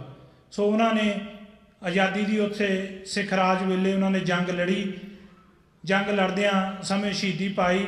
ਤੋ ਅੱਜ ਵੀ ਜਦੋਂ ਉਸ ਤੋਂ ਬਾਅਦ ਵੀ ਦੁਸ਼ਮਣ ਉਹਨਾਂ ਦੀ ਹਵੇਲੀ ਮੋਰੇ ਜਿਹੜੀ ਅੰਮ੍ਰਿਤਸਰ ਦੇ ਵਿੱਚ ਪੈਂਦੀ ਆ, ਅਟਾਰੀ ਪਿੰਡ ਦੇ ਵਿੱਚ 7 ਮੰਜ਼ਲੀ ਹਵੇਲੀ ਸੀ ਜੋ ਅੱਜ ਢਹਿ ਕੇ 3-4 ਮੰਜ਼ਲੀ ਰਹਿ ਗਈ ਆ। ਜੇ ਸਾਡਾ ਰਾਜ ਹੁੰਦਾ ਅਸੀਂ ਸੰਭਾਲ ਕਰਦੇ, ਪਰ ਇਹ ਨਾ ਰਾਜ ਹੋਣ ਦੇ ਕਾਰਨ ਸਾਡੀਆਂ ਜਿਹੜੀਆਂ ਪੁਰਾਤਨ ਸਮੇਂ ਦੀਆਂ ਨਿਸ਼ਾਨੀਆਂ ਰੋਲਦੀਆਂ ਜਾ ਰਹੀਆਂ। ਸੋ ਜਦੋਂ ਦੁਸ਼ਮਣ ਸ਼ਾਮ ਸਿੰਘ ਦੀ ਅਟਾਰੀ ਦੇ ਹਵੇਲੀ ਕੋਲੋਂ ਲੰਘਦਾ ਸੀ ਉਹ ਸਲਾਮ ਕਰਦਾ ਸੀ ਉਹਨਾਂ ਦੇ ਜਜ਼ਬੇ ਨੂੰ, ਉਹਨਾਂ ਦੀ ਬਹਾਦਰੀ ਨੂੰ। ਸੋ ਅੱਜ ਵੀ ਉਹਨਾਂ ਦੀ ਬਹਾਦਰੀ ਦੇ ਗੁਣ ਗਾਏ ਜਾਂਦੇ ਆ। ਸੋ ਸੰਤ ਬਾਬਾ ਜਰਨੈਲ ਸਿੰਘ ਖਾਲਸਾ ਪਿੰਡਰਾਲੇ ਨੇ ਜਦੋਂ ਹਕੂਮਤ ਦੇ ਨਾਲ ਮੱਥਾ ਲਾਇਆ, ਉਹਨਾਂ ਨੇ ਆਪਣੇ ਇਤਿਹਾਸ ਤੋਂ ਦੇਖਿਆ ਚਮਕੌਰ ਦੀ ਗੜੀ ਦੀ ਜੋ ਜੰਗ ਹੋਈ ਸਿੰਘਾਂ ਨੇ, ਜਾਂ ਸਾਡੇ ਪੁਰਾਤਨ ਸਮਾਂਗੇ ਜਰਨੈਲਾਂ ਨੇ ਜਿਸ ਤਰ੍ਹਾਂ ਜੰਗ ਲੜੀ, ਉਸ ਤੋਂ ਸੇਧ ਲੈ ਕੇ ਹਿੰਦੁਸਤਾਨ ਦੀ ਹਕੂਮਤ ਦੇ ਨਾਲ ਮੱਥਾ ਲਾਇਆ। ਸੋ ਆਨੰਦਪੁਰ ਮਤੇ ਦੀਆਂ ਜਾਇਜ਼ ਮੰਗਾਂ ਨੂੰ ਜੋ ਹਿੰਦੁਸਤਾਨ ਦੀ ਹਕੂਮਤ ਨੇ ਨਜਾਇਜ਼ ਬਣਾਤਾ। ਕੋਈ ਕੀ ਮੰਗਾਂ ਸੀ ਉਹਦੇ ਵਿੱਚ? ਅੰਮ੍ਰਿਤਸਰ ਨੂੰ ਪਵਿੱਤਰ ਸ਼ਹਿਰ ਦਾ ਦਰਜਾ ਦਿਵਾਉਣਾ, ਕਿੱਡੀਆਂ ਕੁ ਖੁਦ ਮੁਖਤਿਆਰੀ ਜੋ ਕਿ ਬਾਹਰਲੇ ਪੱਛਮੀ ਮੁਲਕਾਂ ਦੇ ਵਿੱਚ ਹਰੇਕ ਸੂਬੇ ਕੋਲ ਹੈਗੀ ਆ, ਜੋ ਫੈਡਰਲ ਢਾਂਚਾ ਜਿਹਨੂੰ ਕਿਹਾ ਜਾਂਦਾ। ਸੋ ਅੱਜ ਜਦੋਂ ਸੰਤ ਜਰਨੈਲ ਸਿੰਘ ਖਾਲਸਾ ਪਿੰਡਰਾਂਵਾਲੇ ਆਪਣੇ ਮਤੇ ਤੇ, ਆਨੰਦਪੁਰ ਦੇ ਮਤੇ ਤੇ ਉਹਨਾਂ ਨੇ ਐਲਾਨ ਕਰ ਦਿੱਤਾ ਵੀ ਇੱਕ ਨਾ ਨਿਕਲੂਗਾ ਤੇ ਨਾ ਪਊਗਾ, ਇੱਥੇ ਅਸੀਂ ਗੱਲ ਪੂਰੀ ਆਨੰਦਪੁਰ ਮਤੇ ਤੇ ਚੱਲੂਗੀ। ਪਰ ਅਕਾਲੀ ਲੀਡਰਸ਼ਿਪ ਨੂੰ ਇਹ ਮਨਜ਼ੂਰ ਨਹੀਂ ਸੀ ਤੇ ਹਿੰਦੁਸਤਾਨ ਦੀ ਹਕੂਮਤ ਨਾਲ ਰਲ ਕੇ ਉਹਨਾਂ ਨੇ ਕਿਹਾ ਵੀ ਸੰਤ ਨਹੀਂ ਮੰਨਦੇ, ਤੇ ਨਾ ਕਿ ਹਿੰਦੁਸਤਾਨ ਦੀ ਹਕੂਮਤ ਬਹਿ ਕੇ ਗੱਲ ਵੀ ਕਰ ਸਕਦੀ ਸੀਗੀ, ਪਰ ਉਹਨਾਂ ਕੋਲ ਇਸ ਜਾਇਜ਼ ਮੰਗਾਂ ਨੂੰ ਨਜਾਇਜ਼ ਬਣਾ ਕੇ ਅਕਾਲ ਤਖਤ ਸਾਹਿਬ ਢਾਹ ਢੇਰੀ ਕਰ ਦਿੱਤਾ। ਪਰ ਸੰਤ ਪਹਿਲਾਂ ਕਹਿੰਦੇ ਸੀ ਜਦੋਂ ਅਕਾਲ ਤਖਤ ਸਾਹਿਬ ਦੀ ਹਦੂਦ ਦੇ ਵਿੱਚ ਹਿੰਦੁਸਤਾਨ ਦੀ ਫੌਜ ਦੇ ਪੈਰ ਪਏ ਉਸ ਦਿਨ ਖਾਲਸਤਾਨ ਦੀ ਨੀਂਹ ਰੱਖੀ ਜਾਊਗੀ। ਉਹ ਨੀਂਹ ਰੱਖਣ ਤੋਂ ਬਾਅਦ ਸੰਤ ਸ਼ਹੀਦ ਜੋ ਹੋਣ ਤੋਂ ਪਹਿਲਾਂ ਜਦੋਂ ਉੱਥੇ ਅਰਦਾਸ ਕਰਦੇ ਆ 6ਵੇਂ ਪਾਤਸ਼ਾਹ ਦੇ ਚਰਨਾਂ ਦੇ ਵਿੱਚ ਵੀ ਸਾਡੀ ਕੌਮ ਨੂੰ ਆਪਣਾ ਘਰ ਖਾਲਿਸਤਾਨ ਬਖਸ਼ੀ, ਪਰ ਸੰਤਾਂ ਦੀ ਜਿਹੜੀ ਅਰਦਾਸ ਕੀਤੀ ਆ ਉਹ ਕੌਮ ਵੀ ਭਲੀ ਭਾਂਤ ਜਾਣਦੀ ਆ, ਅਸੀਂ ਵੀ ਜਾਣਦੇ ਹਾਂ, ਉਹ ਅਰਦਾਸ ਪੂਰੀ ਹੋਊਗੀ। ਮੇਰਾ ਮੰਨਣਾ ਆ ਬਈ ਸਾਡਾ ਖੁੱਸਿਆ ਹੋਇਆ ਰਾਜ ਜਿਹੜਾ ਸਾਡਾ ਰਾਜ ਆਪਣਾ ਹੁੰਦਾ ਸੀਗਾ, ਤੇ ਜੇ ਅਸੀਂ ਆਪਣੇ ਰਾਜ ਨੂੰ ਪ੍ਰਾਪਤ ਕਰਨ ਲਈ ਆਪਣਾ ਪਰਸਨਲ ਨਿੱਜੀ ਕੰਮ ਸਮਝ ਕੇ ਕਰਾਂਗੇ, ਨਾ ਕਿ ਕਿਸੇ ਇੱਕ ਜਥੇਬੰਦੀ ਦਾ ਆ। ਇਹ ਸਾਡਾ ਹਰੇਕ ਦਾ ਫਰਜ਼ ਬਣਦਾ ਵੀ ਅਸੀਂ ਆਪਣੇ ਘਰ ਦੀ ਪ੍ਰਾਪਤੀ ਵਾਸਤੇ ਕੀ ਯੋਗਦਾਨ ਪਾ ਸਕਦੇ ਹਾਂ ਕਿਸੇ ਵੀ ਫੀਲਡ ਦੇ ਵਿੱਚ, ਚਾਹੇ ਉਹ ਕੋਈ ਟੀਵੀ ਪ੍ਰੋਗਰਾਮ ਹੋਵੇ, ਕੋਈ ਪ੍ਰਿੰਟਡ ਮੀਡੀਆ ਹੋਵੇ, ਜਾਂ ਜਥੇਬੰਦੀ ਢਾਂਚੇ ਦੇ ਹੋਵੇ, ਜੇ ਤੇ ਇੰਡੀਵਿਜੂਅਲ ਹੋਵੇ, ਚਾਹੇ ਅਸੀਂ ਅਰਦਾਸ ਹੀ 2 ਟਾਈਮ ਕਰ ਸਕਦੇ ਵੀ ਕੌਮ ਨੂੰ ਆਪਣਾ ਖੁੱਸਿਆ ਹੋਇਆ ਰਾਜ ਬਖਸ਼ੀ। ਇਹ ਸਾਡਾ ਫਰਜ਼ ਬਣਦਾ ਹਰੇਕ ਦਾ ਕਿ ਅਸੀਂ ਘੱਟੋ ਘੱਟ 10 ਮਿੰਟ ਇੱਕ ਦਿਨ ਦੇ ਕੌਮ ਦੀ ਖਾਤਰ ਕੱਢ ਲਈਏ। ਜੇ ਕੋਈ ਵੀਰ ਜ਼ਿਆਦਾ ਕੱਢ ਸਕਦਾ ਉਹ ਜ਼ਿਆਦਾ ਕੱਢੇ। ਔਰ ਇਹ ਜ਼ਰੂਰਤ ਆ, ਕਿਉਂਕਿ ਸਾਡੇ ਅਕਾਲ ਤਖਤ ਸਾਹਿਬ 'ਤੇ ਅਟੈਕ ਹੋਇਆ, ਉੱਥੇ ਗੁਰੂ ਗ੍ਰੰਥ ਸਾਹਿਬ ਦੀ ਬੇਅਦਬੀ ਹੋਈ ਆ, ਉੱਥੇ ਤੁਸੀਂ ਆਪਣੇ ਜੋ ਸਿਟੀਜ਼ਨ ਆ ਉਹਨਾਂ 'ਤੇ ਫੌਜ ਚੜ੍ਹੀ ਆ। ਸੋ ਸਾਡਾ ਫਰਜ਼ ਬਣਦਾ ਆ ਅਸੀਂ ਆਪਣਾ ਖੁੱਸਿਆ ਹੋਇਆ ਰਾਜ ਵਾਪਸ ਲਈਏ। ਸੰਤ ਸ਼ਹੀਦ ਹੋ ਜਾਂਦੇ ਆ ਅਤੇ ਉਸ ਤੋਂ ਬਾਅਦ ਜਿਸ ਤਰ੍ਹਾਂ ਜੁਝਾਰੂ ਸਿੰਘਾਂ ਨੇ ਜੰਗ ਲੜੀ ਆ ਕੌਮ ਲਈ, ਚਾਹੇ ਉਹ ਪੰਥਕ ਕਮੇਟੀ ਹੋਵੇ ਜਿਨ੍ਹਾਂ ਨੇ ਐਲਾਨਨਾਮਾ ਜਿਸ 1986 ਦੇ ਵਿੱਚ 29 ਅਪ੍ਰੈਲ ਨੂੰ ਅਨਾਊਂਸ ਕੀਤਾ, ਅੰਮ੍ਰਿਤਸਰ ਦੀ ਧਰਤੀ ਤੋਂ ਅਕਾਲ ਤਖਤ ਸਾਹਿਬ ਤੋਂ ਖਾਲਿਸਤਾਨ ਐਲਾਨਨਾਮਾ, ਜੋ ਕਿ ਅਸੀਂ ਹਰੇਕ ਸਾਲ ਅਪ੍ਰੈਲ ਦੇ ਵਿੱਚ ਨਾਰਥ ਅਮਰੀਕਾ ਦੇ ਬਹੁਤ ਸਾਰੇ ਗੁਰਦੁਆਰਿਆਂ 'ਚ ਮਨਾਇਆ ਵੀ ਜਾਂਦਾ ਆ ਔਰ ਪੰਜਾਬ 'ਚ ਵੀ ਮਨਾਇਆ ਜਾਂਦਾ ਆ। ਉਹ ਐਲਾਨਨਾਮਾ ਇਹੀ ਸੀ ਜਦੋਂ ਸੰਤ ਜਰਨੈਲ ਸਿੰਘ ਖਾਲਸਾ ਭਿੰਡਰਾਂਵਾਲੇ ਨੀਂਹ ਰੱਖੇ ਸੀ ਅਤੇ ਉਹਦੇ ਉੱਤੇ ਮੋਹਰ ਲਾਉਣੀ। ਉਸ ਤੋਂ ਬਾਅਦ ਸਰਦਾਰ ਸਿਮੀ ਸਿੰਘ ਮਾਨ ਵੀ ਇਸ ਆਜ਼ਾਦੀ ਦੀ ਜੰਗ ਦੇ ਵਿੱਚ ਸ਼ਾਮਲ ਹੋਏ ਆਪਣਾ ਅਸਤੀਫਾ ਦੇ ਕੇ ਅਟੈਕ ਤੋਂ ਬਾਅਦ। ਉਹਨਾਂ ਨੇ ਵੀ ਇਸ ਸੰਘਰਸ਼ ਦੇ ਵਿੱਚ ਪੈਰ ਪਾਇਆ ਔਰ ਜੇਲ੍ਹਾਂ ਕੱਟੀਆਂ ਅਤੇ ਸੰਤਾਂ ਦੇ ਪਿਤਾ ਜੀ ਬਾਬਾ ਜੋਗਿੰਦਰ ਸਿੰਘ ਜੀ ਨਾਲ ਮੋਢਾ ਲਾ ਕੇ ਸੰਘਰਸ਼ ਦੇ ਵਿੱਚ ਆਏ। 89 ਦੇ ਵਿੱਚ ਇਲੈਕਸ਼ਨ ਹੁੰਦੀ ਆ ਅਤੇ ਉਹ ਬਾਹਰ ਆਉਂਦੇ ਆ, ਜਿੱਤਦੇ ਆ। ਉਸ ਤੋਂ ਬਾਅਦ ਜੇ ਅਸੀਂ ਗੱਲ ਕਰੀਏ 1994 ਦੇ ਵਿੱਚ ਸਾਰੇ ਹੀ ਅਕਾਲੀ ਦਲ ਨੂੰ ਭੰਗ ਕਰਕੇ ਇੱਕ ਨਵਾਂ ਅਕਾਲੀ ਦਲ ਬਣਾਇਆ ਗਿਆ, ਜਿਸ ਦੇ ਵਿੱਚ ਅਕਾਲੀ ਦਲ ਅੰਮ੍ਰਿਤਸਰ ਉਦੋਂ 1994 ਦੇ ਵਿੱਚ ਹੋਂਦ 'ਚ ਆਉਂਦਾ ਆ ਜਦੋਂ ਜਥੇਦਾਰ ਮਨਜੀਤ ਸਿੰਘ ਨੇ ਅਨਾਊਂਸ ਕੀਤਾ ਸੀ। ਅਤੇ ਉੱਥੇ ਐਲਾਨਨਾਮੇ ਦੇ ਵਿੱਚ ਕੈਪਟਨ ਅਮਰਿੰਦਰ ਸਿੰਘ ਵੀ ਪਹੁੰਚਦਾ ਆ, ਉੱਥੇ ਦੇ ਅਕਾਲੀ ਲੀਡਰਸ਼ਿਪ ਟੌਹਰਾ ਬਰਨਾਲਾ ਇਹ ਸਾਰੇ ਉੱਥੇ ਪਹੁੰਚਦੇ ਨੇ। ਪਰ ਸੋਚਣ ਦੀ ਗੱਲ ਇਹ ਆ 1994 ਤੋਂ ਲੈ ਕੇ ਅੱਜ ਤੱਕ ਖੜਾ ਕੌਣ ਆ? ਸਾਰੇ ਭੱਜ ਗਏ ਨੇ। ਇੱਕ ਸਿਮਰਨਜੀਤ ਸਿੰਘ ਮਾਨ ਖੜਾ ਆ ਖਾਲਿਸਤਾਨ ਦੀ ਸੋਚ ਨੂੰ ਲੈ ਕੇ। ਗੱਲ ਆਜ਼ਾਦੀ ਦੇ ਵਿੱਚ ਜਿੱਤ ਹਾਰਾਂ ਦੀ ਨਹੀਂ ਹੁੰਦੀ, ਗੱਲ ਜਦੋਂ ਹਾਰ ਉਸ ਵੇਲੇ ਹੁੰਦੀ ਆ ਜਦੋਂ ਕੌਮ ਹਾਰ ਮੰਨ ਲੈਂਦੀ ਆ। ਹਿੰਦੁਸਤਾਨ ਦੇ ਵਿੱਚ ਹਿੰਦੂ ਕੌਮ 900 ਸਾਲ ਗੁਲਾਮ ਰਹਿੰਦੀ ਆ, ਫਿਰ ਆਜ਼ਾਦ ਹੁੰਦੀ ਆ। ਸਾਨੂੰ ਅੱਜ 70 ਸਾਲ ਹੋਏ ਆ ਗੁਲਾਮ ਹੋਇਆ ਨੂੰ ਉਹਨਾਂ ਦੇ ਆਂਦੇ, ਪਰ ਅਸੀਂ ਹਾਰ ਨਹੀਂ ਮੰਨੀ ਹੈਗੀ। ਕੌਮਾਂ ਜਦੋਂ ਹਾਰ ਮੰਗ ਲੈਂਦੀਆਂ ਉਦੋਂ ਹਾਰਦੀਆਂ। ਜੋ ਦੁਨਿਆਵੀ ਜੰਗ ਵਾ ਉਹ ਸਾਡੀ ਚੱਲਦੀ ਰਹੂਗੀ ਜਦ ਤੱਕ ਸਾਡਾ ਆਪਣਾ ਦੇਸ਼ ਖਾਲਿਸਤਾਨ ਨਹੀਂ ਬਣਦਾ। ਜੇ ਤੁਸੀਂ ਦੁਨਿਆਵੀ ਕੰਮਾਂ ਦੀ ਗੱਲ ਕਰਦੇ ਹਾਂ, ਜੇ ਸਾਡਾ ਕੋਈ ਪੰਜਾਬ ਦੇ ਵਿੱਚ ਕੋਈ ਵੱਟ ਬੰਨਾ ਵੀ ਅਸੀਂ ਦੱਬਿਆ ਹੋਵੇ ਕਿਸੇ ਨੇ, ਅਸੀਂ ਲੱਖਾਂ ਕਰੋੜਾਂ ਰੁਪਈਆ ਲਾਉਂਦੇ ਆ ਵੱਟ ਬੰਨੇ ਦੀ ਖਾਤਰ, ਕਤਲ ਵੀ ਹੋ ਜਾਂਦੇ ਆ, ਪਰ ਸਾਡਾ ਮੁਲਕ ਦੱਬਿਆ ਹੋਇਆ ਆ ਇਸ ਵੇਲੇ। ਜੇ ਅਸੀਂ ਕਹਿ ਦਈਏ ਬਾਘਾ ਬਾਰਡਰ ਤੋਂ ਲੈ ਕੇ ਜਮਨਾ ਨਦੀ ਤੱਕ ਸਾਡਾ ਆਪਣਾ ਘਰ ਖਾਲਿਸਤਾਨ। ਜੇ ਸਾਡਾ ਆਪਣਾ ਘਰ ਖਾਲਿਸਤਾਨ ਹੁੰਦਾ ਅੱਜ ਸਿੰਘਾਂ 'ਤੇ ਝੂਠੇ ਕੇਸ ਨਹੀਂ ਪੈਂਦੇ। ਉਸ ਹਿੰਦੁਸਤਾਨ ਦੀ ਹਕੂਮਤ ਬੇਸ਼ੱਕ ਆਪਣੇ ਆਪ ਨੂੰ ਬਹੁਤ ਵੱਡੀ ਪਾਵਰ ਸਮਝਦੀ ਆ, ਪਰ ਮੈਂ ਤਾਂ ਇਹ ਕਹੂੰਗਾ ਵੀ ਉਹਨਾਂ ਜਿੰਨੀ ਬੁਜ਼ਦਲ ਅਤੇ ਡਰਪੋਕ ਇਸ ਵੇਲੇ ਕੋਈ ਵੀ ਸਰਕਾਰ ਹੈ ਨਹੀਂ। ਜਿਹਨਾਂ ਸਿੰਘਾਂ ਦੇ ਉੱਤੇ ਕਾਪੀਆਂ ਕਿਤਾਬਾਂ ਜਾਂ ਸਿੱਖ ਕੌਮ ਦਾ ਇਤਿਹਾਸ ਰੱਖਿਆ ਉਹਨਾਂ ਨੂੰ ਉਮਰ ਕੈਦ ਕਰ ਸਕਦੀ ਆ, ਇੰਨੀ ਗੱਲ 'ਤੇ ਡਰ ਸਕਦੀ ਆ, ਉਹ ਪਾਕਿਸਤਾਨ ਨਾਲ ਕਿੱਥੋਂ ਲੜ ਲੂਗੀ ਜਾ ਕੇ? ਲੜ ਸਕਦੀ ਆ। ਇਹ ਸਾਰੇ ਦਬਕੇ ਹੁੰਦੇ ਆ ਔਰ ਕੌਮ ਨੂੰ ਥੱਲੇ ਲਾਉਣ ਲਈ। ਪਰ ਅਸੀਂ ਵਚਨਬੱਧ ਹਾਂ ਬਈ ਆਪਣੇ ਢੰਗ ਦੇ ਨਾਲ ਸਾਰਿਆਂ ਨੂੰ ਖਾਲਿਸਤਾਨ ਦੀ ਜੰਗ ਦੇ ਵਿੱਚ ਹਿੱਸਾ ਪਾਉਣਾ ਚਾਹੀਦਾ। ਕੋਈ ਥੋੜ੍ਹਾ ਪਾਉਂਦਾ, ਕੋਈ ਜ਼ਿਆਦਾ ਪਾਉਂਦਾ, ਔਰ ਸਾਰਿਆਂ ਦਾ ਹੀ ਸਤਿਕਾਰ ਕਰਨਾ ਚਾਹੀਦਾ। ਜਿੰਨਾ ਵੀ ਕਿਸੇ ਤੋਂ ਆਪਣਾ ਬਣਦਾ ਆ ਉਹਨਾਂ ਸਤਿਕਾਰ ਸਾਨੂੰ ਕਾਇਮ ਚਾਹੀਦਾ। ਪਰ ਜਦੋਂ ਸੰਤ ਸ਼ਹੀਦ ਹੋ ਜਾਂਦੇ ਆ 94-95 ਦੇ ਵਿੱਚ ਇਹ ਗੱਲ ਆਉਂਦੀ ਆ ਬਈ ਸੰਤ ਦਾ ਟਕਸਾਲ ਸੰਤ ਨੂੰ ਸ਼ਹੀਦ ਨਹੀਂ ਮੰਨਦੇ ਸਨ। ਉਸ ਵੇਲੇ ਸਰਦਾਰ ਸਿਮੀ ਸਿੰਘ ਮਾਨ ਅਤੇ ਸੀਨੀਅਰ ਲੀਡਰਸ਼ਿਪ ਨੇ ਸੋਚਿਆ ਕੀ ਕੀਤਾ ਜਾਵੇ। ਜੇ ਸ਼ਹੀਦੀ ਦਿਹਾੜਾ ਮਨਾਉਂਦੇ ਆ ਅਤੇ ਟਕਸਾਲ ਦੇ ਨਾਲ ਟਕਰਾਅ ਹੁੰਦਾ, ਸੋ ਉਹਨੇ ਵਿਚਲਾ ਰਾਹ ਲੱਭਿਆ। ਵਿਚਲਾ ਰਾਹ ਵੀ ਸੰਤਾਂ ਦਾ ਜਨਮ ਦਿਨ ਮਨਾਉਣਾ ਸ਼ੁਰੂ ਕੀਤਾ। ਜਦੋਂ ਪਹਿਲੀ ਵਾਰੀ ਜਨਮ ਦਿਨ ਮਨਾਇਆ ਗਿਆ ਟੋਡਰਮੱਲ ਹਾਲ ਦੇ ਵਿੱਚ ਫਤਿਹਗੜ੍ਹ ਦੇ ਸਾਹਿਬ ਦੇ ਵਿੱਚ, ਉੱਥੇ 200 ਦੇ ਕਰੀਬ ਪ੍ਰਾਣੀ ਇਕੱਠੇ ਹੁੰਦੇ ਆ ਅਤੇ ਦੱਸਦੇ ਆ ਪੁਰਾਣੀ ਲੀਡਰਸ਼ਿਪ ਬਈ ਕੁਛ ਜੋ ਨਾ ਪਛਾਣੇ ਗਏ ਆ ਉਹਨਾਂ 'ਤੇ ਪਰਚੇ ਹੋਏ ਗਏ ਆ ਅਤੇ ਕੁਛ ਅਣਪਛਾਤਿਆਂ ਦੇ ਪਰਚੇ ਹੋਏ ਗਏ ਵੀ ਉੱਥੇ 200 ਬੰਦਿਆਂ ਦੀ ਗਿਣਤੀ ਸੀ।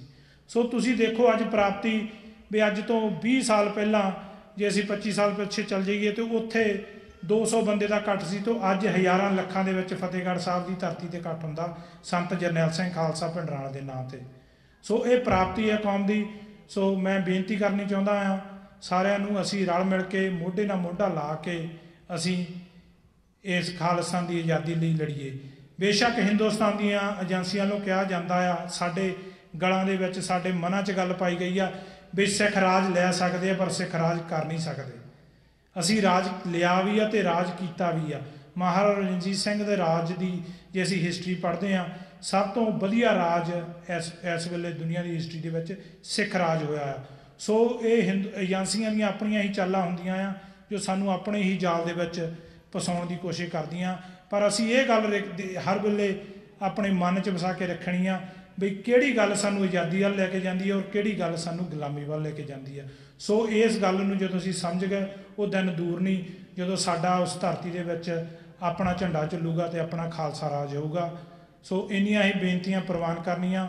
ਸੋ ਮੈਂ ਅੰਤ ਦੇ ਵਿੱਚ ਧੰਨਵਾਦ ਕਰਨਾ ਚਾਹੁੰਦਾ ਸ਼੍ਰੋਮਣੀ ਅਕਾਲੀ ਦਲ ਅੰਮ੍ਰਿਤਸਰ USA ਦਾ ਸਰਦਾਰ ਸਰਬਜੀਤ ਸਿੰਘ ਔਰ ਸਰਦਾਰ ਅਮਨਦੀਪ ਸਿੰਘ ਯੂਥ ਪ੍ਰਧਾਨ ਸ਼੍ਰੋਮਣੀ ਅਕਾਲੀ ਦਲ ਅਮਰੀਕਾ ਦਾ, ਔਰ ਨਾਲ ਦੀ ਨਾਲ ਗੁਰਦੁਆਰਾ ਪ੍ਰਬੰਧਕ ਕਮੇਟੀ ਦਾ, ਜਿਨ੍ਹਾਂ ਦਾ ਬਹੁਤ ਵੱਡਾ ਸਹਿਯੋਗ ਆ ਇਸ ਪ੍ਰੋਗਰਾਮ ਨੂੰ ਮਨਾਉਣ ਦਾ। ਔਰ ਗਾਂ ਵੀ ਇਸ ਗੁਰੂ ਘਰ ਦੇ ਵਿੱਚ ਦੱਸਦੇ ਸੀ ਵੀਰ, ਹਮੇਸ਼ਾ ਹੀ ਕੌਮ ਦੀ ਗੱਲ ਹੁੰਦੀ ਆ, ਖਾਲਿਸਤਾਨ ਦੀ ਗੱਲ ਹੁੰਦੀ ਆ।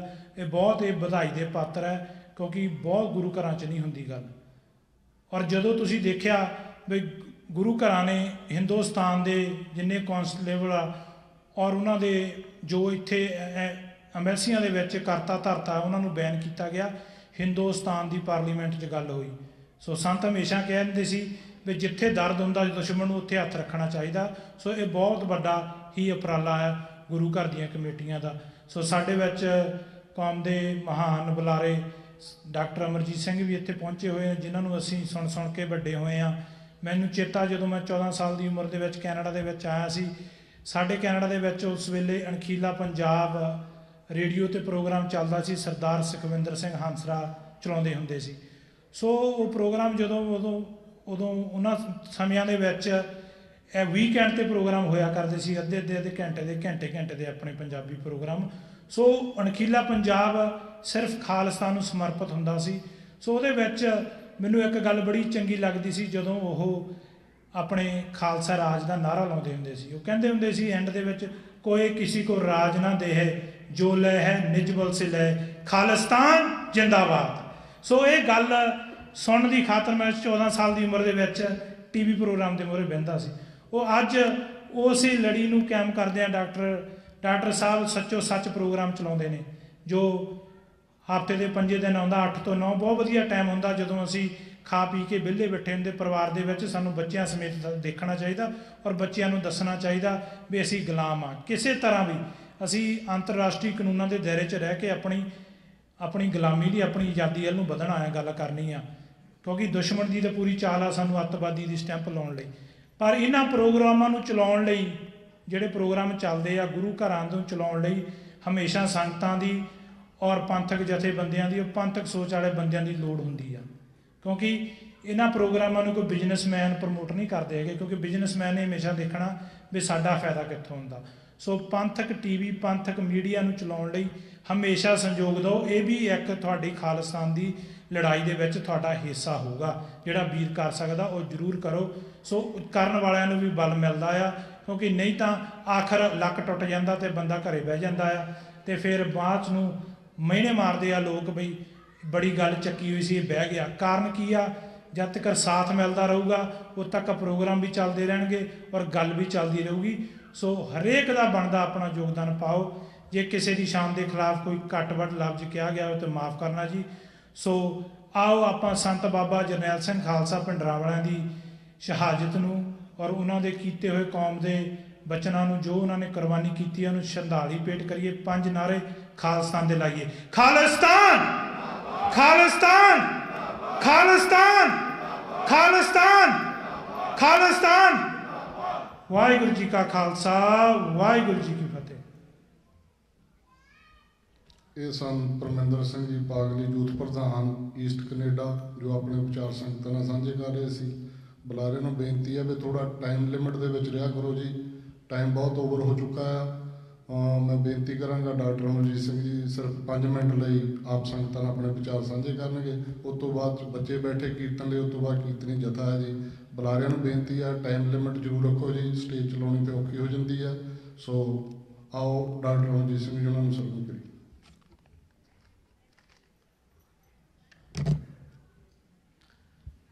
दिलों मोहब्बत जिन सही सच्चा, जिन मन होर मुख होर से कांडे कच्चा, रत्ते इश्क खुदाए रंग दीदार के, विसरिया जिन नाम से पोए पार थिए, आप लिए लड़ लाए दर दरवेश से, तिना धन जनेंदी माओ आए सफल से। वाहिगुरु जी का खालसा, वाहिगुरु जी की फतेह। साहिब श्री गुरु ग्रंथ साहिब जी की हजूरी में जुड़े बैठे सतगुरु जी का अपना आपा गुरु खालसा सत संगत जीओ, आप लम्बे समय तो जुड़ बैठे हो। 20वीं सदी के महान सिख संत जरनैल सिंह जी खालसा पिंडरां वाले, उन्होंने जन्मदिन की याद में समर्पित समागम श्रोमणी अकाली दल ਅੰਮ੍ਰਿਤਸਰ ਵੱਲੋਂ रखा गया सी, ਜਿਹੜਾ सफलता सहित नेपरे चढ़े। ਅੱਜ थोड़ी देर बाद ही शाम ਨੂੰ एक press conference Pakistani American think tank ते नॉर्थ पाकिस्तान अमेरिकन कौंसल ਵੱਲੋਂ रखी हुई है, जिस दे विच असीं पार्टिसिपेट करना है। क्योंकि ਜਿਹੜੇ हालात इस वेले भारत दे विच पुलवामा दे विच होए बम धमाके तो बाद हिंदू तवियां ने बनाए हुए ने, जिस चों बेशक सियासी तौर पर लगता है भी 2019 दीयां चोणां उन्होंने कढ़नियां ने, पर इस वेले जो कुछ नवंबर 84 दे विच सिखां दे नाल भारत भर च वापरिया, कश्मीर नाल संबंधित विद्यार्थी जिहड़े भारत दे अड-अड सूबियां दीयां यूनिवर्सिटियां विच पढ़दे ने, उन्हां दे नाल इस वेले की हो रहा है तुसीं मीडिया दे विच देख रहे होवोगे। बच्चियां भी उन्हां दियां अड-अड हरियाणा होए, यूपी होए, ईवन चंडीगढ़, उन्हां कमरियां च ताड़ियां होईयां। हरियाणे के कुछ पिंडां जिथे कि यूनिवर्सिटियां दे नाल प्राइवेटली रहिंदे सन, उन्हां नूं 24 घंटे का नोटिस दिता गया कि तुसीं थां छड्ड जाओ। जम्मू दे विच पिछले 3 दिन तो लगातार फौज का फ्लैग मार्च हो रहा है, क्योंकि मसीतां दे उत्ते मुसलमानां दे घरां ते हमले हो रहे हैं। ये सारा आने वाले समय भारत भर दे विच भी हो सकता है। सो मैं और साडी TV 84 की टीम असी उस प्रैस कॉन्फ्रेंस का हिस्सा बनने, तो मैं ये जरूर आस करदा कि इन्हां हालातां ते असी नज़रसानी भी करिए, क्योंकि जदों असी आप वो पीड़ हंडाई हुई है, असी देख सकते हैं कि अज किवें मुसलमान भारत दे विच डरिया होया है, कश्मीरियां दे नाल की कुछ हो रहा है, और वही कहानी फिर दोहराई जा रही है। नॉर्थ कमांड का एक दाढ़ी कट्टा जनरल रणबीर सिंह, जिसने पहला जो इन्होंने फेक सर्जिकल स्ट्राइक्स का ड्रामा किया तो वो प्रैस कॉन्फ्रेंस करके बड़े दावे करता सी, उस दे हवाले कश्मीर कर दिता गया। और मोदी ने कैबिनेट मीटिंग तो के बाद कहा कि जी असी खुली छुट्टी दे दी है, जिन्होंने मर्जी मारो तो जो मर्जी करो। सो वड्डे पैमाने ते ये सिख चेहरा अगे रख के कश्मीर दे विच कतलेआम करवाणगे, और इस दियां जड़ियां रेमिफिकेशनस ने वो बड़े दूर दूर तक हुंदियां ने।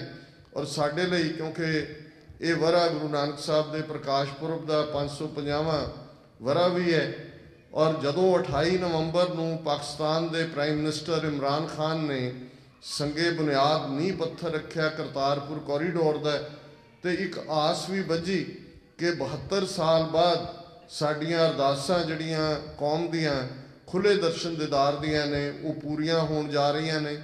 दुनिया भर दे विच सिखां दे विच एक चाह एक उत्साह भी सी, और एकदम डायस्पोरा सिखां ने जिवें पाकिस्तानी कौंसलेट्स नूं दूसरियां नूं वैलकम किया गुरुद्वारियां च, ये बिल्कुल कंट्रास्ट सी कि जिवें नॉर्थ अमरीका दी नहीं दुनिया भर दे डायस्पोरा सिखां ने कुछ महीने पहला ये फैसला लिया सी कि भारतीय हाई कमिश्नर उन्होंने कौंसलेट उन्होंने अंबैसडर गुरुद्वारियां च नहीं आ सकते, क्योंकि इन्होंने सिखां के खिलाफ टोटल वॉर विढ़ी हुई है। ਇਹ ਸਾਡੀਆਂ ਬਲੈਕ ਲਿਸਟਾਂ ਬਣਾਉਂਦੇ ਨੇ। ਇਸ ਲਈ ਇਹ ਸਾਡੇ ਗੁਰਦੁਆਰਿਆਂ 'ਚ ਬੋਲਣ ਲਈ, ਮੱਥਾ ਟੇਕਣ ਜਾਂ ਲੰਗਰ ਛਕਣ ਜਾਂ ਦੂਸਰੇ ਤੇ ਇਹ ਗੁਰੂ ਦੇ ਘਰ ਸਭ ਲਈ ਖੁੱਲ੍ਹੇ ਨੇ, ਉਹਨਾਂ ਦੇ ਕੋਈ ਪਾਬੰਦੀ ਨਹੀਂ। ਔਰ ਇਹੀ ਜਦੋਂ ਕਰਤਾਰਪੁਰ ਲਾਂਘੇ ਦੀ ਗੱਲ ਹੋਈ, ਦੁਨੀਆ ਭਰ 'ਚ ਸਿੱਖਾਂ ਨੇ ਪਾਕਿਸਤਾਨ ਦੇ ਆਫੀਸ਼ੀਅਲਸ ਨੂੰ ਵੈਲਕਮ ਕੀਤਾ ਔਰ ਜਿੰਨੀ ਗੁੱਡਵਿਲ ਇੱਕਦਮ ਪੈਦਾ ਹੋਈ, ਇਸ ਨੇ ਰੈਟਲ ਕਰ ਦਿੱਤਾ ਇੰਡੀਅਨ ਏਜੰਸੀਜ਼ ਨੂੰ ਕਿ ਕਿਵੇਂ ਇਹ ਸਿੱਖ ਔਰ ਮੁਸਲਮਾਨ ਆਪਸੀ ਸਾਂਝ ਜਿਹੜੀ ਇਹਨਾਂ ਨੇ ਪੂਰਾ ਦੁਸ਼ਮਣੀ ਵਾਲਾ ਮਾਹੌਲ ਬਣਾਇਆ ਹੋਇਆ ਸੀ, ਇਹ ਕਿੰਨੀ ਪੀढ़ी ਹੋਣ ਜਾ ਰਹੀ ਹੈ। ਔਰ ਅਜੇ 4-5 ਦਿਨ ਪਹਿਲਾਂ ਜਦੋਂ ਕਿ श्रीनगर हाईवे ब्लॉक होया 4-5 दिनों के लिए स्नो पैण करके, और हज़ारां कश्मीरी परिवार जिहड़े ने वो स्टैंडर्ड सन जम्मू दे विच। जम्मू वैसे भी जम्मू कश्मीर स्टेट की विंटर कैपिटल है, जिवें कदे अंग्रेज़ों के वेले कैपिटल उन्हां दी पहलां कलकत्ता सी जां नवीं दिल्ली सी, लेकिन समर के महीनों के विच 2 महीनों लई कैबिनेट जिहड़ी उन्हां दी कैपिटल है वो शिमला बन जाती सी। इस तरह जम्मू कश्मीर दे विच उन्हां दा अरेंजमेंट है कि उन्हां दा जदों उत्थे श्रीनगर वैली दे विच बर्फ पैंदी है तो 2 महीने जम्मू कैपिटल बन जाती है। हज़ारां उन्हां दे मुसाफिर फसे हुए सन और साइंस कॉलेज जम्मू दे हिंदू विद्यार्थियों ने उन्हां दे उत्ते एक औकाफ बोर्ड है जिस बिल्डिंग चो सन, उन्हां दे उत्ते हमला किया, पत्थर मारे और लोकल जम्मू दे सिख ना सिर्फ उन्हां दे रेस्क्यू ते आए, जम्मू दे 5 वड्डे गुरुद्वारे जिन्हां च डिगियाना, नानकपुरा, सिंबल कैंप, सतवारी, ये थावां ने इन्हां तो लंगर बन के आना शुरू होया, गुरुद्वारियां दे दरवाजे खोल दिते और दुनिया भर च होया कि भाई ये सिख कौम किवें बिना किसी की पछाण कीते जदों कोई मुसीबत छुंदा है उन्हां दे रेस्क्यू ते आंदे ने। सो मैं समझदा भी जम्मू दे सिखां ने सानू राह दस्सिया। असीं भी जिहड़े भी साडे भारती नक्शे दे विच जिन्हां दे जो संबंध ने, रिश्तेदारियां, सज्जन, उन्हां तक ये सुनेहा दिओ कि ये वेला है कि वो कश्मीरियां दे नाल खास तौर पर जिहड़े बेगुनाह मुसलमान विद्यार्थी थाओं थाई इस वेले टारगेट किए जा रहे हैं, उन्हां दे नाल खलोण।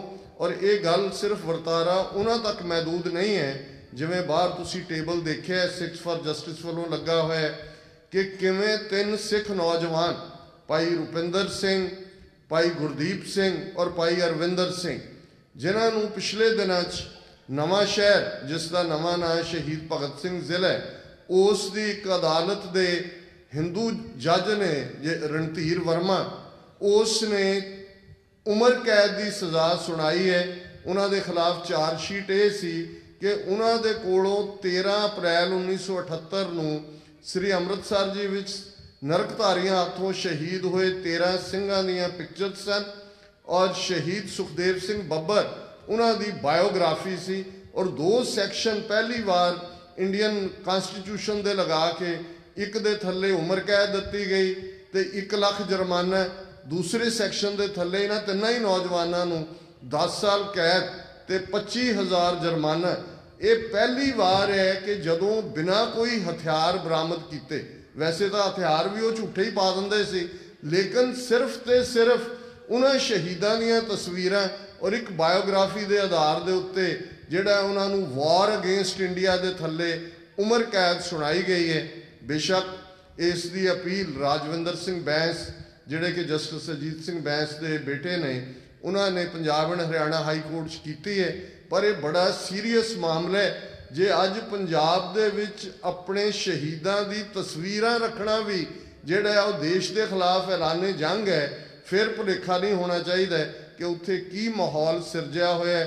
कश्मीर साडे सामने है, किवें भारत भर दा मीडिया किवें उन्हां दीयां 3-3 फुटियां एंकरां 6-6 फुट उछल रही हैं, किवें उन्हां दे ईवन फिल्मी एक्टर, राइटर, खून का बदला खून, उन्हां दे वैटरन उही जो नवंबर 84 अमिताभ बच्चन तो लैके सारे खून का बदला खून कर रहे सी, वो माहौल सिरज दिता गया है। और ये गल स्पष्ट होनी चाहिए है।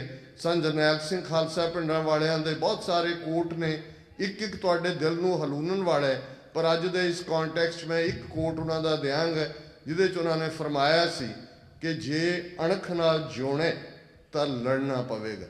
और अफसोस ये है भी अज साडा बहुत वड्डा हिस्सा जां तां ब्राह्मणवादियां दे उत्थे खौफ च रह रहा है ਤੇ ਜਾਂ ਇਹਨਾਂ ਮੁਲਕਾਂ ਦੇ ਵਿੱਚ ਪਦਾਰਥਵਾਦ, ਮੈਟੀਰੀਅਲਿਜ਼ਮ, ਵੱਡੀਆਂ ਗੱਡੀਆਂ, ਵੱਡੇ ਘਰ ਔਰ ਹੋਰ ਕਿਸਮ ਦਾ ਇੱਕ ਲਾਈਫ ਸਟਾਈਲ ਅਸੀਂ ਬਣਾ ਲਿਆ। ਔਰ ਜੇ ਇਹੋ ਜਿਹਾ ਹੀ ਹਾਲ ਰਹੇਗਾ ਫਿਰ ਇਸ ਗੱਲ ਦਾ ਭੁਲੇਖਾ ਨਹੀਂ ਹੋਣਾ ਚਾਹੀਦਾ ਕਿ ਜਿਹੜੀਆਂ ਕੌਮਾਂ ਸਮੇਂ ਦੇ ਹਾਣ ਦੀਆਂ ਨਹੀਂ ਹੁੰਦੀਆਂ, ਜਿਹੜੀਆਂ ਸਿਆਣਪ ਤੋਂ ਕੰਮ ਨਹੀਂ ਲੈਂਦੀਆਂ, ਜਿਹੜੇ ਆਪਣੇ ਹੱਕਾਂ ਲਈ ਖਲੋਂਦੀਆਂ ਨਹੀਂ, ਉਹ ਮਿਟ ਵੀ ਜਾਂਦੀਆਂ ਨੇ। ਠੀਕ ਹੈ, ਅਸੀਂ ਸਪਿਰਿਚੁਅਲ ਫੇਥ ਰੱਖਣ ਵਾਲੇ ਹਾਂ, ਅਸੀਂ ਅਬ ਚਲ ਨੀਮ ਧਰੀ ਗੁਰੂ ਨਾਨਕ ਨਿਤ ਨਿਤ ਚੜੇ ਸਵਾਈਏ ਕਹਿੰਦੇ ਹੈ, ਪਰ ਸਾਊਥ ਏਸ਼ੀਆ 'ਚ ਬੁੱਧ ਧਰਮ ਕਿੰਨਾ ਵੱਡਾ ਧਰਮ, 1000 ਸਾਲ ਬੁੱਧ ਧਰਮ ਦਾ ਬੋਲਬਾਲਾ ਰਿਹਾ। ਉੱਥੇ ਤਕਸ਼ਿਲਾ ਤੋਂ ਲੈ ਕੇ ਤੇ ਦੱਖਣ ਤੱਕ ਸਭ ਕੁਝ ਬੁੱਧਿਜ਼ਮ ਹੀ ਸੀ, ਬਾਦਸ਼ਾਹ ਵੀ, ਰਾਜੇ ਵੀ ਬੁੱਧਿਸਟ ਸਨ। ਪਰ ਜਦੋਂ ਇੱਕ ਵਾਰ ਉਹ ਤਿਲਕੇ ਤੇ ਅੱਜ ਹਾਲ ਦੇਖ ਲਓ ਕਿ ਉਹਨਾਂ ਦਾ ਕੀ ਹੈ। ਅੱਜ ਬੁੱਧ ਧਰਮ ਭਾਰਤ ਦੇ ਨਕਸ਼ੇ 'ਚੋਂ ਗਾਇਬ ਕਰ ਦਿੱਤਾ ਗਿਆ, ਜਿਹਨੂੰ ਅਲਾਮਾ ਇਕਬਾਲ ਨੇ ਕਿਹਾ ਸੀ ਕਿ ਬ੍ਰਹਮਨ ਸਰਸ਼ਾਰ ਹੈ ਅਬ ਤੱਕ, ਮੈਂ ਪਿੰਦਾਰ में ਸ਼ਮਾਏ ਗੌਤਮ ਜਲ ਰਹੀ ਹੈ ਮਹਿਫਲੇ ਅਗਿਆਰ में। ਕਿ ਅੱਜ ਵੀ ਇਸ ਧਰਤੀ ਤੇ ਉਹ ਬ੍ਰਾਹਮਣ ਹੰਕਾਰ ਦੀ ਸ਼ਰਾਬ ਪੀ ਕੇ ਮਸਤਿਆ ਹੋਇਆ ਤੇ ਬੁੱਧ ਦੀ ਗੱਲ ਜਿਹੜੀ ਹੈ ਉਹ ਸਬ ਕੰਟੀਨੈਂਟ ਤੋਂ ਬਾਹਰ ਮਹਿਫਲੇ ਅਗਿਆਰ, ਦੂਰ ਦੁਰਾਡੇ ਦੀਆਂ ਮਹਿਫਲਾਂ 'ਚ, ਉਹ ਜਾਪਾਨ ਹੋਏ, ਥਾਈਲੈਂਡ ਹੋਏ, ਚੀਨ ਹੋਏ, ਦੂਸਰੇ ਮੁਲਕ ਹੋਣ, ਪਰ ਉੱਥੋਂ ਆਵਾਜ਼ ਮਿਟਾ ਦਿੱਤੀ ਗਈ ਹੈ। ਅੱਜ ਸਾਨੂੰ ਸਿਰ ਜੋੜ ਕੇ ਬੈਠ ਕੇ ਇੱਕ ਨੁਕਤੇ ਦੇ ਉੱਤੇ ਮਿਸਲ ਵੰਡ ਅਬ ਕਬਹੂ ਨਾ ਪਾਓ, ਰਲ ਮਿਲ ਕੇ ਇਹ ਪੰਥ ਬਚਾਓ, ਇਸ ਤੇ ਕੰਮ ਕਰਨ ਦੀ ਲੋੜ ਹੈ। ਮਾਫੀ ਚਾਹੁੰਦਾ ਕਿ ਮੈਂ ਜਿਹੜਾ ਬਹੁਤਾ ਵਕਤ ਹੁਣ ਮੈਂ ਦੀਵਾਨ ਦੇ ਵਿੱਚ ਨਹੀਂ ਬੈਠ ਸਕਾਂਗਾ। 3-4 ਘੰਟੇ ਇੰਜੋਏ ਵੀ ਕੀਤੇ।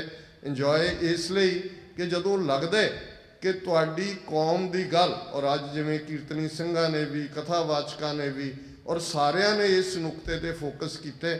ਮੈਂ ਸਮਝਦਾ ਸਾਡੇ ਰੋਜ਼ਾਨਾ ਦੀਵਾਨਾਂ ਦਾ ਇਹ ਹਿੱਸਾ ਹੋਣਾ ਚਾਹੀਦਾ ਹੈ ਕਿ ਜੇ ਸਾਡੀ ਧਾਰਮਿਕ ਸ਼੍ਰੇਣੀ ਇਸ ਗੱਲ ਦੇ ਉੱਤੇ ਫੋਕਸ ਕਰੇ।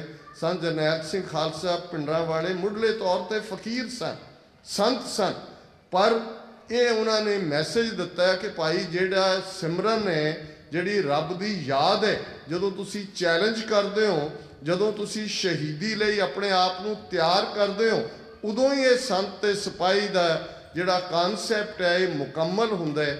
ਉਹਨਾਂ ਦੀ ਜ਼ਿੰਦਗੀ ਇੱਕ ਰੋਲ ਮਾਡਲ ਹੈ ਔਰ ਉਹਨਾਂ ਨੇ ਸਾਬਤ ਕਰ ਦਿੱਤਾ ਸੀ ਕਿ ਇੰਡੀਅਨ ਸਿਸਟਮ ਕੋਈ ਇਨਵਿੰਸੀਬਲ ਨਹੀਂ ਹੈ, ਇਹ ਅਨਕੰਕਰੇਬਲ ਨਹੀਂ ਹੈ। ਔਰ ਕਿਵੇਂ ਕੁਛ ਦਰਜਨ ਸਿੰਘਾਂ ਨੇ ਭਾਰਤ ਦੀ 2 ਲੱਖ ਫੌਜ, ਟੈਂਕਾਂ, ਤੋਪਾਂ ਦਾ ਮੁਕਾਬਲਾ ਕਰਦੇ 72 ਘੰਟੇ ਉਹਨਾਂ ਨੂੰ to the last breath and bullet ਉਹ ਜੂਝੇ।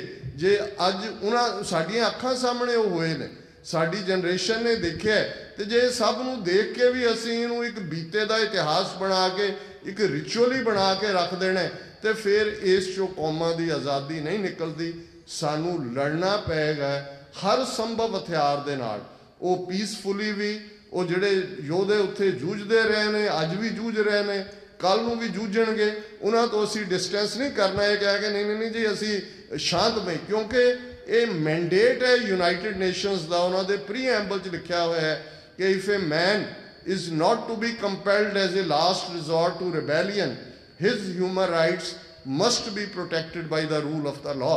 ਕਿ ਜੇ ਮਨੁੱਖ ਨੂੰ ਬਗਾਵਤ ਦੇ ਅਖੀਰਲੇ ਰਸਤੇ ਤੇ ਜਾਣ ਤੋਂ ਰੋਕਣਾ ਤੇ ਫਿਰ ਹਰ ਹਾਲਤ ਵਿੱਚ ਉਸ ਦੇ ਮਨੁੱਖੀ ਹੱਕਾਂ ਦੀ ਰੱਖਿਆ ਹੋਣੀ ਚਾਹੀਦੀ ਹੈ। ਇਹੀ ਫਰਮਾਨ 10ਵੇਂ ਪਾਤਸ਼ਾਹ ਦਾ ਹੈ, ਚੁੰਕਾਰਜ਼ ਹਮਾ ਹੀਲਤੇ ਦਰਗੁਜ਼ਸ ਹਲਾਲਸ ਬੁਰਦਨਬਾ ਸ਼ਮਸ਼ੀਰਦਸ। ਸੋ ਇਹਨਾਂ 3 ਸਿੱਖ ਨੌਜਵਾਨਾਂ ਦੀ ਰਿਹਾਈ ਦੇ ਲਈ, ਕੇਸ ਖਤਮ ਕਰਵਾਉਣ ਦੇ ਲਈ ਜਿਹੜਾ ਪੈਟੀਸ਼ਨ ਕੈਂਪੇਨ ਹੈ ਯੂਨਾਈਟਿਡ ਨੇਸ਼ਨਸ ਨੂੰ ਔਰ ਬਾਕੀ ਇੰਟਰਨੈਸ਼ਨਲ ਜਿਹੜੀਆਂ ਨੇ ਏਜੰਸੀਜ਼, ਉਸ ਦੇ ਵਿੱਚ ਵੀ ਪਾਰਟਿਸਿਪੇਟ ਕਰੋ। ਕਿਸੇ ਵੀ ਭੁੱਲ ਚੁੱਕ ਲਈ ਮਾਫੀ। ਵਾਹਿਗੁਰੂ ਜੀ ਕਾ ਖਾਲਸਾ, ਵਾਹਿਗੁਰੂ ਜੀ ਕੀ ਫਤਿਹ।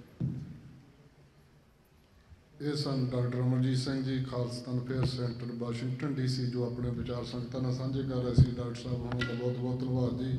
ਨਾਲ ਹੀ ਮਾਫੀ ਚਾਹੁੰਦੇ ਵੀ ਟਾਈਮ ਦੀ ਸ਼ਾਰਟੇਜ ਸੀ, ਇਸ ਕਰਕੇ ਖੁੱਲ੍ਹਾ ਟਾਈਮ ਨਹੀਂ ਦੇ ਸਕੇ। ਆਓ ਬੱਚਿਆਂ ਤੱਕ ਸ਼ਬਦ ਸਾਲਨ ਕਰੀਏ। ਉਹਨਾਂ ਤੋਂ ਬਾਅਦ ਕੀਰਤਨੀ ਜਥਾ ਇੱਕ ਸ਼ਬਦ ਪੜ੍ਹ ਕੇ ਆਨੰਦ ਸਾਹਿਬ ਦੇ ਨਾਲ ਅੱਜ ਦੇ ਦੀਵਾਨ ਦੀ ਸਮਾਪਤੀ ਕਰੇਗਾ।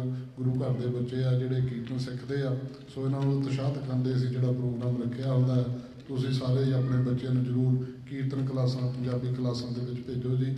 ਆਓ ਸ਼ਬਦ ਸਰਵਣ ਕਰੀਏ। ਵਾਹਿਗੁਰੂ ਜੀ ਕਾ ਖਾਲਸਾ, ਵਾਹਿਗੁਰੂ ਜੀ ਕੀ ਫਤਿਹ। TV 84 ਦੇਖ ਰਿਹਾ ਹੈ ਸਾਰੇ ਸਰੋਤਿਆਂ ਨੂੰ ਮੇਰੇ ਵੱਲੋਂ ਵਾਹਿਗੁਰੂ ਜੀ ਕਾ ਖਾਲਸਾ ਵਾਹਿਗੁਰੂ ਜੀ ਕੀ ਫਤਿਹ। ਅੱਜ ਸੰਤ ਬਾਬਾ ਜਰਨੈਲ ਸਿੰਘ ਖਾਲਸਾ ਭਿੰਡਰਾਂਵਾਲੇ 20ਵੀਂ ਸਦੀ ਦੇ ਮਹਾਨ ਸਿੱਖ, ਉਹਨਾਂ ਦਾ ਜਨਮ ਦਿਹਾੜਾ ਨਿਊਯਾਰਕ ਸਿਟੀ ਰਿਚਮੰਡ ਹਿੱਲ ਗੁਰਦੁਆਰਾ ਵਿਖੇ ਮਨਾਇਆ ਜਾ ਰਿਹਾ ਆ। ਸ਼੍ਰੋਮਣੀ ਅਕਾਲੀ ਦਲ ਅੰਮ੍ਰਿਤਸਰ US ਔਰ ਯੂਥ ਸ਼੍ਰੋਮਣੀ ਅਕਾਲੀ ਦਲ ਅੰਮ੍ਰਿਤਸਰ US ਜੋ ਇਹਨਾਂ ਨੇ ਪ੍ਰੋਗਰਾਮ ਪ੍ਰਬੰਧ ਕੀਤੇ ਆ, ਔਰ ਅਸੀਂ ਖਾਸ ਤੌਰ 'ਤੇ ਕੈਨੇਡਾ ਮੌਂਟਰੀਆਲ ਵਿਖੇ ਤੋਂ ਇਸ ਪ੍ਰੋਗਰਾਮ ਦੇ ਵਿੱਚ ਸ਼ਾਮਲ ਹੋਣ ਲਈ ਪਹੁੰਚੇ ਆ, ਜਿੱਥੇ ਅਸੀਂ ਇਸ ਗੁਰਦੁਆਰਾ ਪ੍ਰਬੰਧਕ ਕਮੇਟੀ ਦਾ ਧੰਨਵਾਦ ਕਰਦੇ ਹਾਂ, ਨਾਲ ਦੀ ਨਾਲ ਜਥੇਬੰਦੀ ਦਾ ਵੀ ਧੰਨਵਾਦ ਕਰਦੇ ਹਾਂ, ਔਰ TV 84 ਦਾ ਵੀ ਧੰਨਵਾਦ ਕਰਦੇ ਹਾਂ, ਜਿਨ੍ਹਾਂ ਨੇ ਹਮੇਸ਼ਾ ਹੀ ਕਵਰੇਜ ਕੀਤੀ ਆ ਪੰਥਕ ਪ੍ਰੋਗਰਾਮਾਂ ਦੀ, ਚਾਹੇ ਉਹ ਵਰਲਡ ਦੇ ਵਿੱਚ ਕਿਤੇ ਵੀ ਹੋਣ। ਜੇ ਫਤਿਹਗੜ੍ਹ ਸਾਹਿਬ ਦੀ ਧਰਤੀ 'ਤੇ 12 ਫਰਵਰੀ ਨੂੰ ਸੰਤਾਂ ਦਾ ਜਨਮ ਦਿਹਾੜਾ ਮਨਾਇਆ ਗਿਆ, ਉਸ ਦੇ ਵਿੱਚ TV 84 ਨੇ ਪੂਰੀ ਕਵਰੇਜ ਕੀਤੀ ਆ, ਔਰ ਇੱਥੇ ਵੀ ਕੀਤੀ ਆ। ਸਾਡਾ ਇੱਕੋ ਇੱਕ ਪੰਥਕ ਇਹ ਚੈਨਲ ਆ ਜੋ ਸਾਡੇ ਪੰਥਕ ਵੀਰ ਜਾਂ ਹੋਰ ਸਰੋਤੇ ਦੇਖ ਰਹੇ ਆ, ਉਹਨਾਂ ਨੂੰ ਮੇਰੇ ਵੱਲੋਂ ਬੇਨਤੀ ਆ ਵੀ ਸਾਡੇ ਇਸ ਪੰਥਕ ਪਲੇਟਫਾਰਮ ਨੂੰ ਹਮੇਸ਼ਾ ਚੜ੍ਹਦੀ ਕਲਾ ਲਈ ਅਰਦਾਸ ਕਰੋ ਔਰ ਇਹਦੀ ਮਦਦ ਕਰੋ, ਪਰ ਸਾਡਾ ਸਾਰਿਆਂ ਦਾ ਮੁੱਢਲਾ ਫਰਜ਼ ਬਣਦਾ। ਔਰ ਜਿੱਥੇ ਸ਼੍ਰੋਮਣੀ ਅਕਾਲੀ ਦਲ ਅੰਮ੍ਰਿਤਸਰ ਸੰਤ ਬਾਬਾ ਜਰਨੈਲ ਸਿੰਘ ਖਾਲਸਾ ਭਿੰਡਰਾਂ ਦੀ ਸੋਚ 'ਤੇ ਇੱਥੇ ਸਾਡੇ ਵੀਰ ਜੋ ਅਮਨਦੀਪ ਸਿੰਘ ਹੁਣੀ ਯੂਥ ਪ੍ਰਧਾਨ ਹਮੇਸ਼ਾ ਹੀ ਖਾਲਿਸਤਾਨ ਦੀ ਆਜ਼ਾਦੀ ਲਈ ਅੱਗੇ ਵਧੂ ਸੋਚ ਨੂੰ ਨਾਲ ਲੈ ਕੇ ਯੂਥ ਦੇ ਨੌਜਵਾਨਾਂ ਨੂੰ ਖਾਲਿਸਤਾਨ ਲਈ ਸੰਘਰਸ਼ ਕਰ ਰਹੇ ਆ, ਔਰ ਅਸੀਂ ਇਸ ਤਰ੍ਹਾਂ ਹੀ ਕਰਦੇ ਰਹਾਂਗੇ।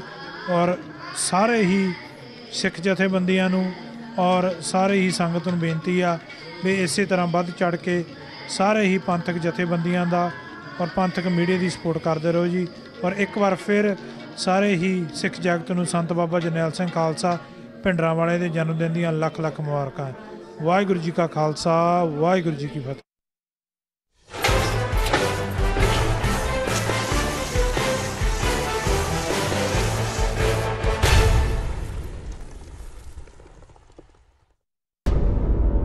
ਪਿਛਲੇ 35 ਸਾਲ ਤੋਂ ਭਾਰਤ ਅੰਦਰ ਹੋ ਰਹੀ ਸਿੱਖਾਂ ਦੀ ਨਸਲਕੁਸ਼ੀ ਅਤੇ ਮਨੁੱਖੀ ਅਧਿਕਾਰਾਂ ਦੇ ਸਟੇਟ ਵੱਲੋਂ ਕੀਤੇ ਜਾ ਰਹੇ ਘਾਣ ਦੀ ਕਹਾਣੀ ਪਾਉਣ ਲਈ ਅਕਾਲੀ ਦਲ ਅੰਮ੍ਰਿਤਸਰ ਕੈਨੇਡਾ ਈਸਟ ਵੱਲੋਂ ਕਰਵਾਈ ਜਾ ਰਹੀ ਹੈ ਵਰਲਡ ਸਿੱਖ ਕਨਵੈਨਸ਼ਨ। ਜੀ ਹਾਂ, ਇੱਥੇ ਅਕਾਦਮਿਕ ਭਾਈਚਾਰੇ ਤੋਂ ਡਾਕਟਰ ਇਕਤਦਾਰ ਚੀਮਾ ਅਤੇ ਡਾਕਟਰ ਇੰਦਰਾ ਪ੍ਰਾਸ਼ਤ ਵੱਖ-ਵੱਖ ਪਹਿਲੂ